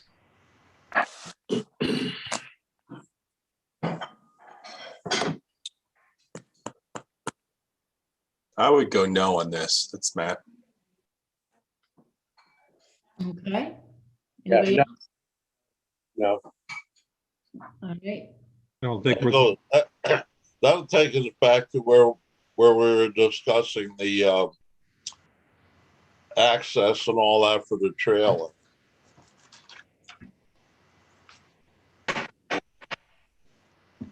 don't think this is gonna, Kevin, no, I don't think it's going to interfere. Sooner, I think by the time we're done, it's going to enhance. So I don't think interfere. Well, okay, I agree. Everybody good? Okay. The proposed action is inconsistent with the predominant architectural scale and character. No. no. No. Kevin, No. Okay, the proposed action is inconsistent with the character of the existing natural landscape. No, to small impact. Wait. Yeah, no. Kevin, no. Chuck, Okay. no. Any other impacts that you can think of or would like to put out there? Okay. Nope. No.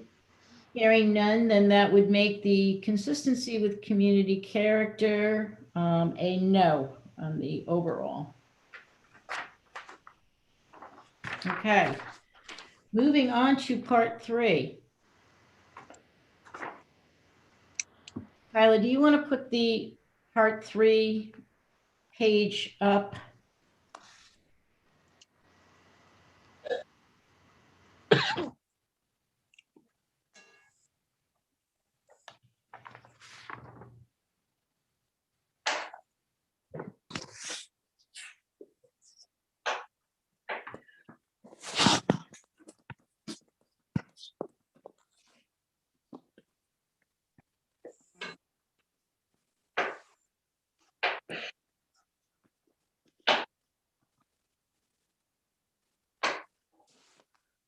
I'll give everybody a minute just to read through this portion really quickly before we move on.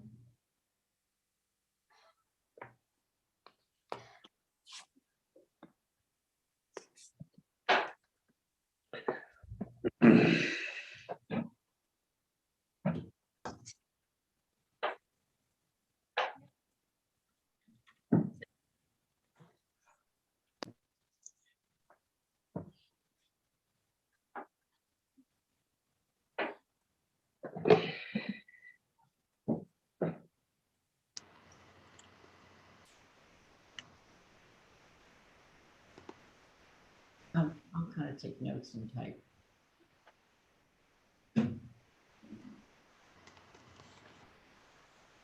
Everybody had a chance to read it? Yes. Yes. Yes.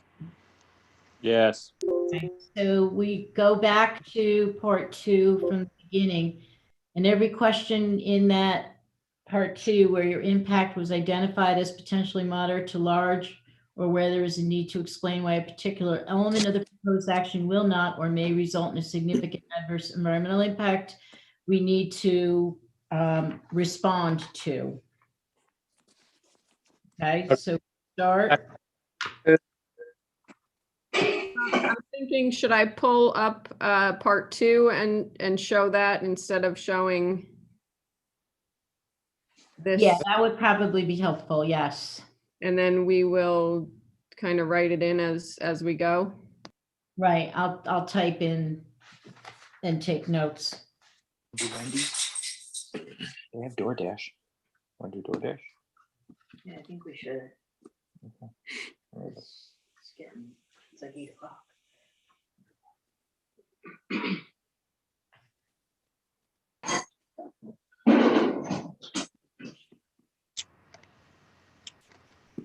Okay, so Kyla has the part 2 up on the screen with how we've answered the questions. So impact on land, we answered it as a yes. We had a couple of moderate to large impacts. The proposed action may involve construction on slopes of 15% or greater, and the proposed action may result in the increased erosion, whether from physical disturbance or vegetation removal, including from treatment by herbicides. As answered, moderate to large impact may occur. Does anybody have any thoughts on that? This is Wayne. I think that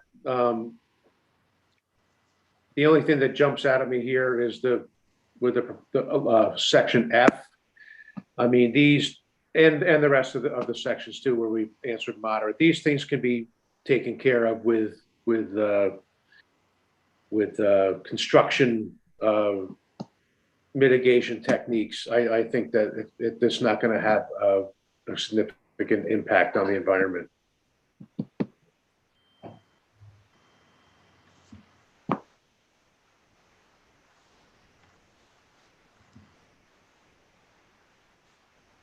Well, I did write something quickly up earlier. I'll read it to you. I said the project involves the construction of an access roadway extending from the upper end of Lindsley Avenue through the site and connecting to Lower North Street. This roadway has been designed by the engineers with some curvatures and cut-fill sections to address the steep slopes with minimal disturbance. In addition, the roadway profiles, cross-sections, and the stormwater drainage are all under the review of the city engineer to avoid erosion and contain runoff in measurable quantities. Stormwater improvements are indicated in the SWIP, and the SWIP has been presented to the city engineer. Final sign-off of all site engineering elements is required of the city engineer. The project is designed in multiple phases of development and will also incorporate a variety of uses going forward. The draft master plan has been provided to assist with the evaluation of the project sponsor's vision. Certain key features will require regular reviews to assure that the impacts are not increased or are being mitigated appropriately. Due to the project's size and the scope of construction, there is potential for erosion sediments to leach out to the Hudson River and also to on and off-site wetlands. The city engineer is reviewing all of the construction and requiring sufficient erosion control measures and types to be employed as best management practices throughout the disturbed areas. The final SWIP will need to be signed off by the city engineer. That was my. That sums it up. That's good. It sure does. Anybody other thoughts? Yeah. Oh, I think that covers it. I agree. Okay. The next one that we had was impact on surface water. We had a couple of questions there that were answered moderate to large impact. The proposed action may involve construction within or adjoining a freshwater or tidal wetland or in the bed or banks of any other water body was one where it's moderate to large potential. The proposed action may create turbidity in a water body, either from upland erosion, runoff, or by disturbing bottom sediments. The proposed action may cause soil erosion or otherwise create a source of stormwater discharge that may lead to siltation or other degradation of receiving water bodies. The proposed action may affect the water quality of any water bodies within or downstream of the site of the proposed action. Any thoughts? This is Wayne. Does your comments on impact on land, doesn't it basically cover this area as well on the surface water? To an extent, I would say yes. I did write something, which I will read, but I want to know if the board members have any other comments first. think the key word is mitigation during any construction phases. Mm-hmm. As long as the construction plans address this, I think we're good. With common practice. Yeah, that's the word I was looking for there, common practice. Chuck, any thoughts? No. Vince? No. Robert?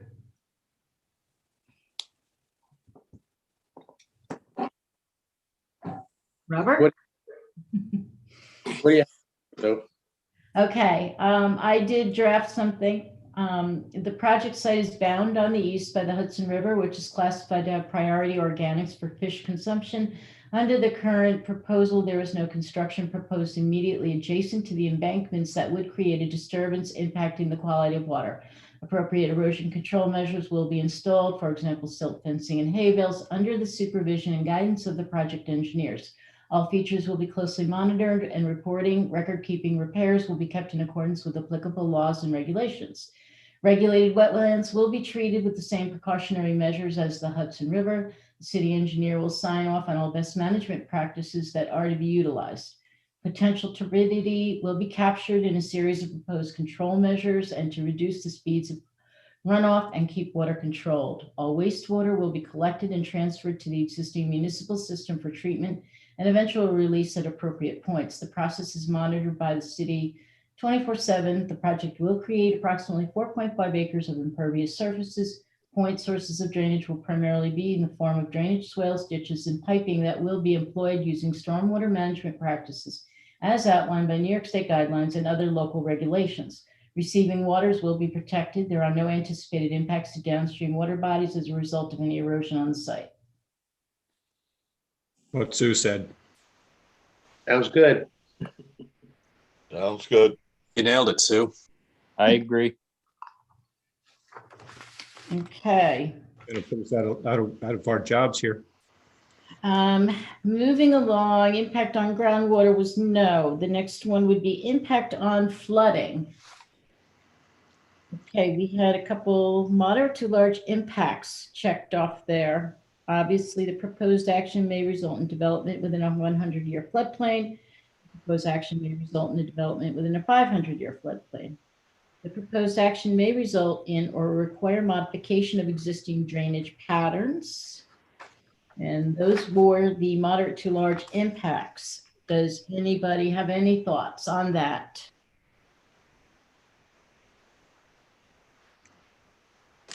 This is Wayne. The type of development that they're doing there in those floodplains that have been identified have already passed muster for what is allowed in those floodplains, and they're actually redeveloping existing structures there too. So, although we've answered moderate to large impact, I think that the type of construction going on there meets the guidelines applicable to those types of areas.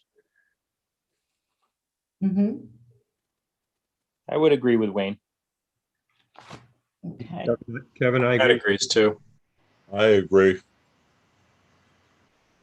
Okay, I did draft something. The project site has elements proposed in both the 100-year and 500-year floodplain. The design of all structures has been accomplished in such a manner as to protect the infrastructure with minimal disturbance in severe flooding events. Pre-existing structures will remain. In most newer buildings are so constructed that they are elevated and kept back away from the river edge and also out of any delineated wetland. Minor structures located closer to the water are movable and can be reset.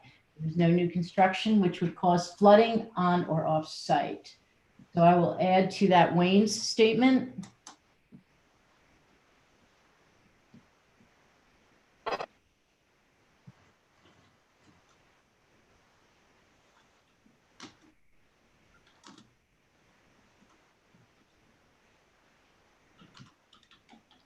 Anybody else? Kevin, I'm good with that. Okay. Matt, I'm good. Okay, impacts on air was no. Impact on plants and animals. So this was where we had the proposed action may cause reduction in population or loss of individuals of any threatened or endangered species. as listed by New York State or the federal government that use the site or are found on, over, or near the site. Proposed action may result in the reduction or degradation of any habitat used by any rare, threatened, or endangered species as listed by New York State or the federal government. Those were your moderate to large impacts on that question. This is Wayne. The concern was the bats there, and I think that there have been prescribed tree cutting regulations that will mitigate those types of losses there. So I think that those things are taken care of. Right. This is where I had read before the Chasing Company referenced that their response to the comments regarding the United States Fish and Wildlife questions that we had on the site. So I would incorporate that statement with their opinion that is in that report, basically saying that they meet the guidelines for the protection provided they follow them, and that they've committed to doing that, and that there's no further consultation. I agree. Anybody else? I agree. I agree. You're awful quiet now. I hope he's still there. Okay, so impact on agriculture was no. Impact on aesthetic resources.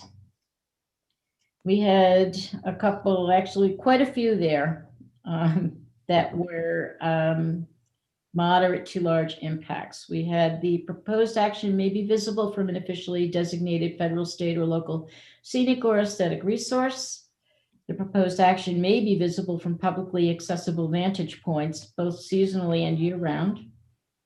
The situation or activity in which viewers are engaged while viewing the proposed action. We had recreational or tourism-based activities as a moderate to large impact.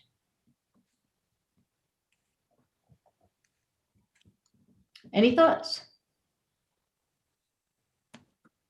This is Wayne. I think that even though we've identified moderate to large impacts on some of these questions here, I mean, that we had to answer it that way because of the places that they're being visible from. You know, I don't think that what is being proposed site will necessarily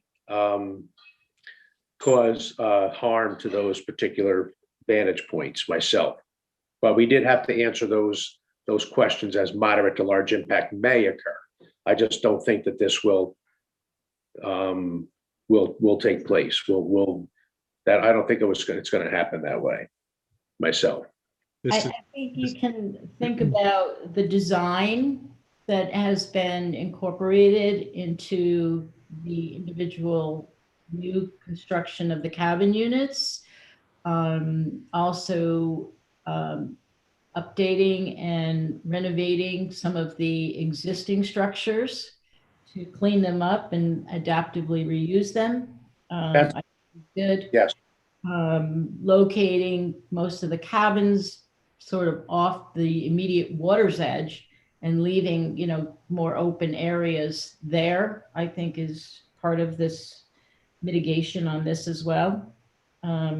As Kevin McManus had alluded to before, the cabins were moved from the upper portion of the site to the lower portion. So upper reaches, which are visible from far distances, across the river as an example, are not really and truly impacted to an extent that I think need any more mitigation. This is Kevin. I don't feel any of it will be obtrusive in any way by the time they're done, based on what they've already done there with the cabins. Okay. All right. Any thoughts? This is Matt. I'm in agreement. Okay. Vince, any thoughts? No, I'm in agreement. Robert, any thoughts? Are you there? I agree. I'm here. You're well, but you're still with us, Robert. Okay. This Chuck, I agree. Okay, all right, so we move on. I will create the response based on that.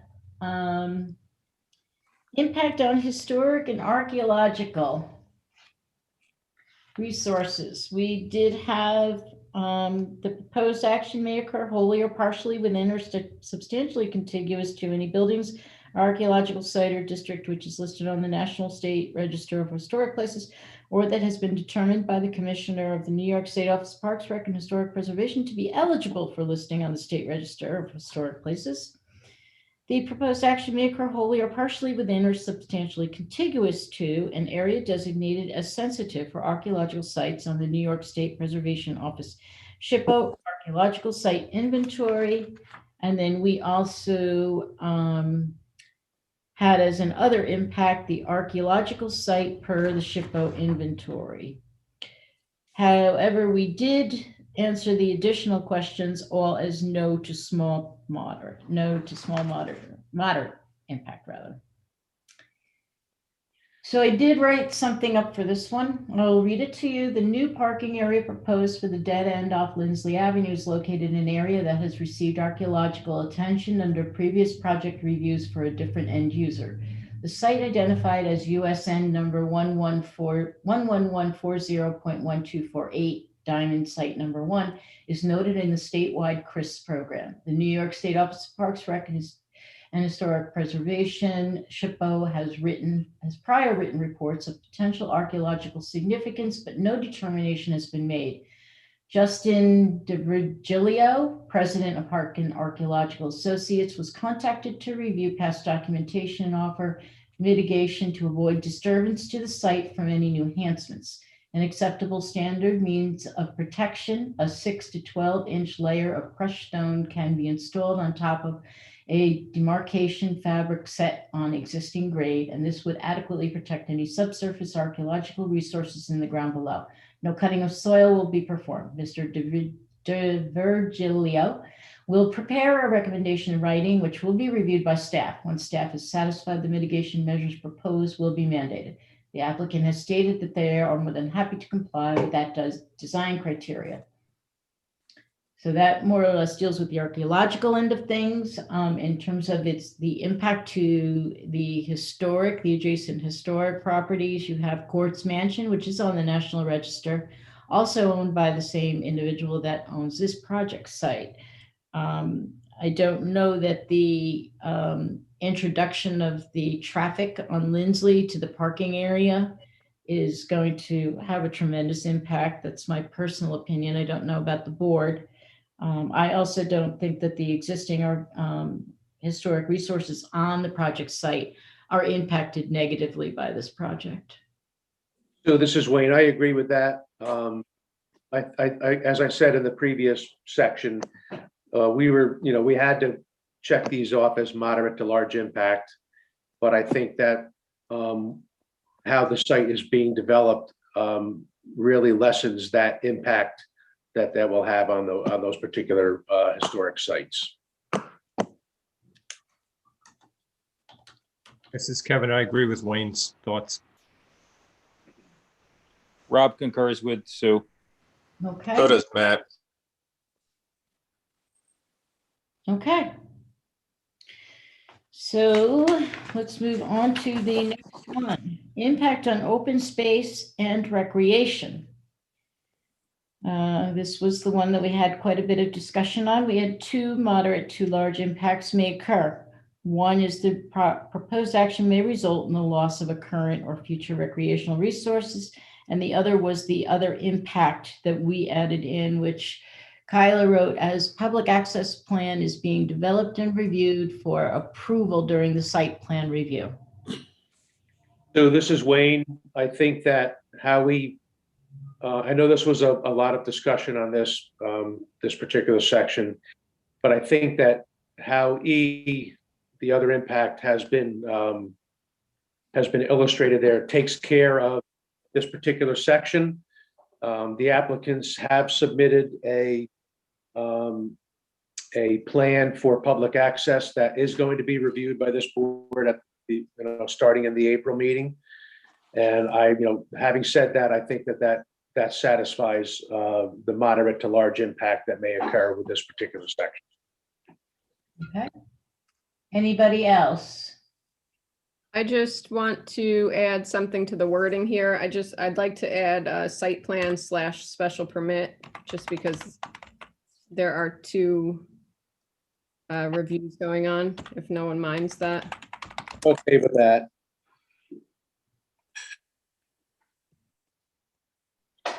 Anybody else? This is Kevin. I feel that the developer is going to ultimately come up with a plan that we will find more than acceptable. I'm in agreement with that. Okay. So the next possible impact is on transportation. And the one that was checked moderate to large impact would be the project traffic increase may exceed the capacity of the existing roadway network. So this is Wayne. Can you reference the traffic assessment that the staff was in receipt, that we were in receipt of? Yes, I actually did. I had written up a short paragraph for this one. I will read it to you. The Chazen Companies completed a traffic evaluation as requested by the planning board for Lindsley Avenue connection to the project site. The report dated February 16th, 2021, PTOE, was referred to the city engineer, reviewed by staff, and posted on the city website. No comments have been returned by the city engineer. Staff finds the report acceptable and is attached by reference to this determination. Part of the New York State's 750-mile Empire State Trail passes through this project site along North Street. The city of Kingston has a very solid standing in the county for developing trail systems which connect along a variety of venues and corridors. As these linkages grow and expand, so does the attraction of the community. The pandemic has triggered a much broader interest in various trail networks as a means of linking people to places. The applicants have proposed a public access plan, which is currently under review. The planning board, as part of final site plan / special use permit review, will be adopting and accepting a plan that the applicant will then be mandated to follow. The periodic reviews as the project goes forward with future phases will trigger returning and reevaluating any plan to address changing uses and landscape. This is. Sorry. Oh, go ahead. Kyla, I don't know if you want to add anything about just the fact that Lindsley Avenue will only be used for the hotel guests and will not be used for the events. Just to mention in there, because we talked about the event and previous traffic studies, and all that traffic is still going to come in off North Street.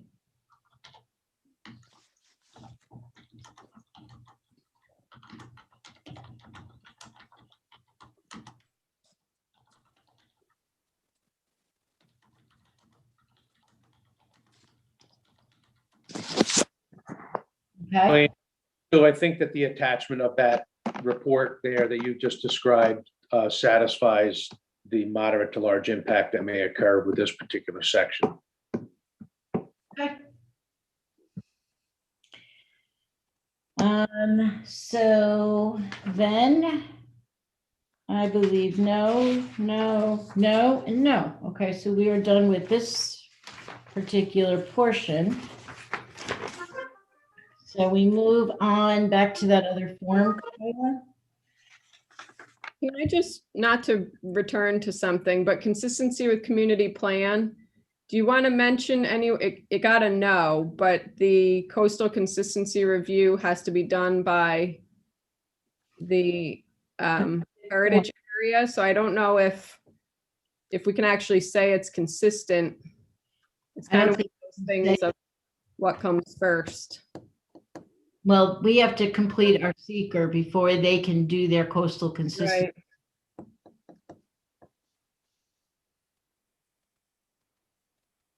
This is Wayne. I'm okay with how he answered that.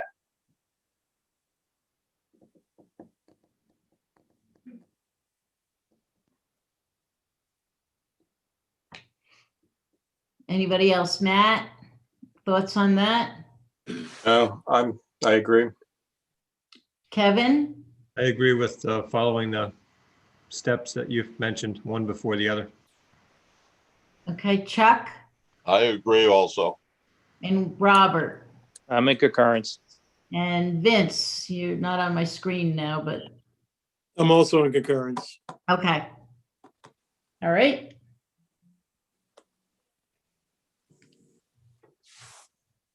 So now you want the last. Yeah, the last page of part 3 first, and then it starts at the bottom, but that's just informational stuff. I can check that.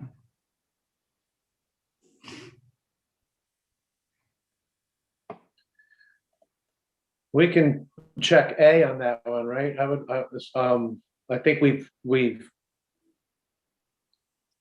are we still there? Okay.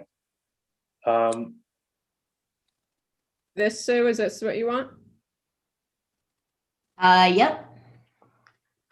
Okay, so under the determination of significance, obviously, we know it's a type 1 action.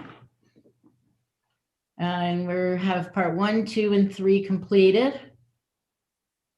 And upon the review of the information recorded on the EAF as noted, plus the additional support information, which will all be the written pieces that we've just gone through. And considering both the magnitude and importance of each identified potential impact, it is the conclusion of the, well, we have to insert Kingston Planning Board there. As lead agency that, and then you have to make your determination. So just Wayne, I'll let you take it from here. This is where we're checking off A, B, or C, you mean? Correct, yes. And this will be a motion and a second and a roll call vote. Well, we're gonna, I do have a resolution too, yes. I mean, I think we can go with a negative deck on this. Is there any discussion? I think all of our discussion on all of those from section 2 will satisfy that. Okay. Would you like me to read the resolution into the record? Yes. And then Is there a negative deck on this? discuss it. This is Kevin. I agree. Neg deck. I agree. Okay, let me read the resolution. Go ahead, Sue. I'm sorry. The resolution of the City of Kingston Planning Board adopting a negative declaration of environmental significance in the review of number 188 and 200 North Street, SBL 5628-3-23 and 48.84-1-4, in accordance with the seeker process under 6 NYCRR Part 617.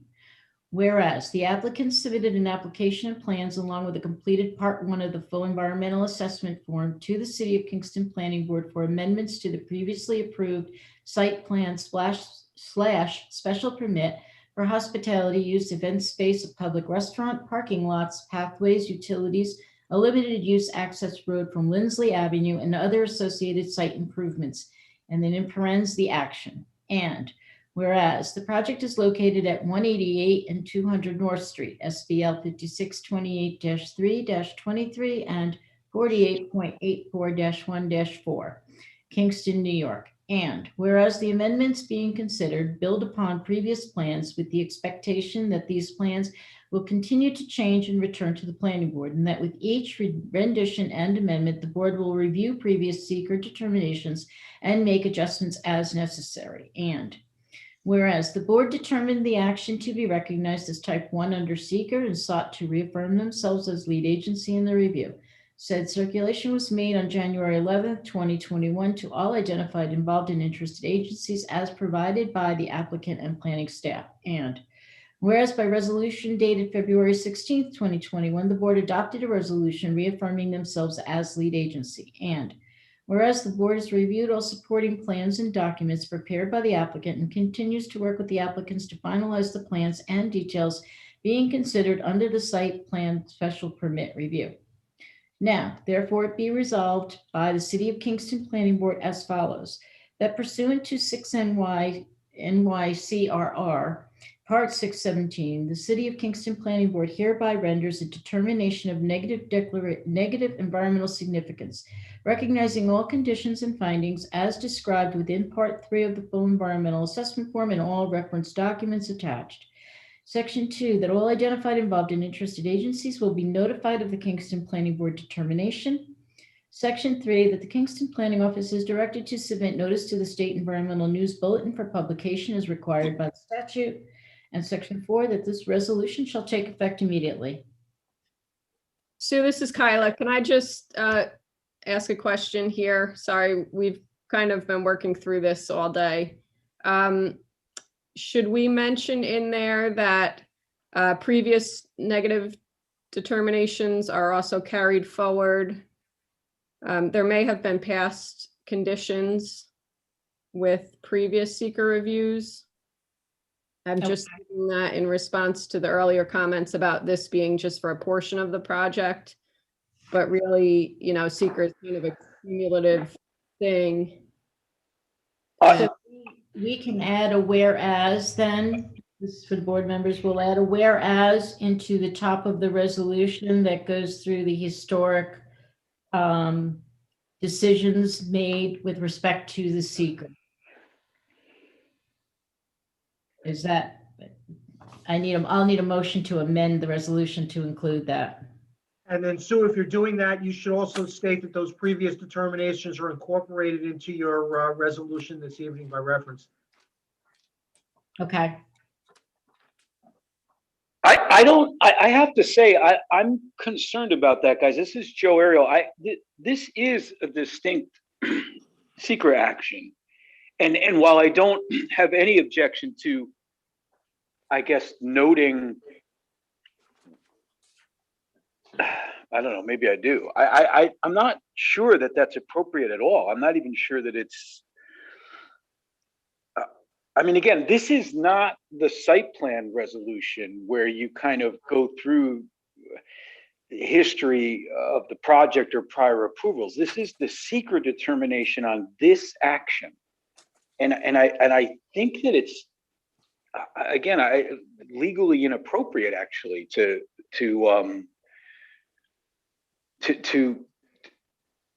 lump it together with any other action. See, my question comes from the whole segmentation question of whether or not, and maybe Dan has an answer to this, whether this is, whether we are actually considering this as an entire project every time it changes, and how that impacts, you know, whether the project is. I believe that the segmentation issue, which has been addressed repeatedly, is really one for, you know, for the applicant to determine whether or not they consider it a potential problem going forward. And if the applicant is asking for a secret determination with regard to this limited action, then that's what, you know, the board should act upon. And counsel for the applicant has indicated that he's asking for a limited determination. You know, I would say you know, the proper thing to do is to refer to the scope of his request. So this is Wayne. Dan, should we not include that verbiage that Kyla has just suggested? I believe that the question is for counsel for the applicant to decide. And if counsel for the applicant is asking for a limited secret determination, and that is his application, then that's what you should act upon. I don't think it's up to the board to expand upon the request that's being made by the applicant. I don't think we're expanding on his request. I think we're just documenting just a progression of the project as it has taken place. You know, I don't see any harm in including that. I think the harm is that you invite this segment. You're actually creating the segmentation by doing that. This is a distinct action, and as your counsel has said, segmentation only comes into effect if the perception is that there's been a lesser environmental review of the project at any particular stage. I don't think the action is being taken. This EAF that you just went through step by step was to look at the proposed application that this applicant is making right now. And that's what the impact analysis was done on. That's what the neg deck is on. And I actually think it's legally vital that it be as to this action. So council, is that your request? Joe? Sorry, I muted myself again. Yes, it is. Okay. So that's the action before us. So Wayne, I think given that we've looked at this project as a whole tonight through the EF before us, we went through all of the factors, we looked at the project as a whole. I think we have to move forward based on what's been presented. I agree. And the fact that, that we're going to not include the verbiage that Kyla has just mentioned, that's what I'm going to propose, doesn't mean that that has not previously existed. So it doesn't go away. Right. The decisions are there. Yeah. Either way. So that's good. Agreed. Right. So, all right. So we'll keep the last part there out that Kyla, and I see why you wanted it, Kyla, but council is asking that it not be included. So I'm inclined to go along with that. So do I, by the way. I do want to say I appreciate the comment and the concern for the issue. So I just want to make that clear. And so I thank the board. I thank Kyla, and I thank the staff, and I thank the board for listening to my view. Oh, Joe, you're just doing your job, So all right. So Sue, you've completed the reading of the resolution that's before us. Yes. All right. So this is Wayne Platt. I will make a motion that we adopt that resolution. Do I have a second? Kevin Roach, second. Roach is a second. All in favor? Wayne Platt is a yes. Charles Palaco is a yes. Robert Jacobson. Yes. Gillis. Give me unmute yourself, buddy. Yes. Yes, Matt. And Kevin Roach. Yes. Okay. Resolution is adopted. Okay. That's it. That is it. Right. So, so with that done now, like I said at the beginning of the meeting, the open space plan has been submitted, and we will be taking that issue up at our next meeting, as well as other outstanding issues that the applicant and the city are both aware of. So, Stu, is there any other business before this body tonight? Nope. May I make one request, Mr. Chairman? You may suspect what it is. I would like to ask at this point, you are quite correct. Obviously, the review of the project will continue. We opened the meeting by saying that we anticipate being back before you in April for a continuation of the review. But I would ask that the board consider closing the public hearing at this point. I think once again that we've really only heard a couple of different categories of comments repeatedly, which are basically, does it comply with the code and the public access issue? I think all of that is duly noted. Really nothing's changed, and procedurally it would, I would ask that the board consider closing the public hearing this evening. It obviously does not preclude any further review by the board and the staff of the application, but it would, it would move past that procedural milestone. That's Wayne, one of the. Wayne, if I could ahead. just jump in for 1 second before you address the request to close the public hearing. I would also ask people to be careful to not confuse the term open space plan with the public access plan, because we are not talking about an open space plan. We're talking about public access as set forth in the zoning code. I misspoke. Well, it has been referred to as an open space plan repeatedly, and I just want the record to be clear. There is such a thing as an open space plan, but that's not what's before the board. Oh, but thank you for clarifying that, Dan. And yes, Joe, and for the rest of the board, I do have a bullet here that I was going to float the idea of closing the public hearing on this. We have had a lot of input from the public.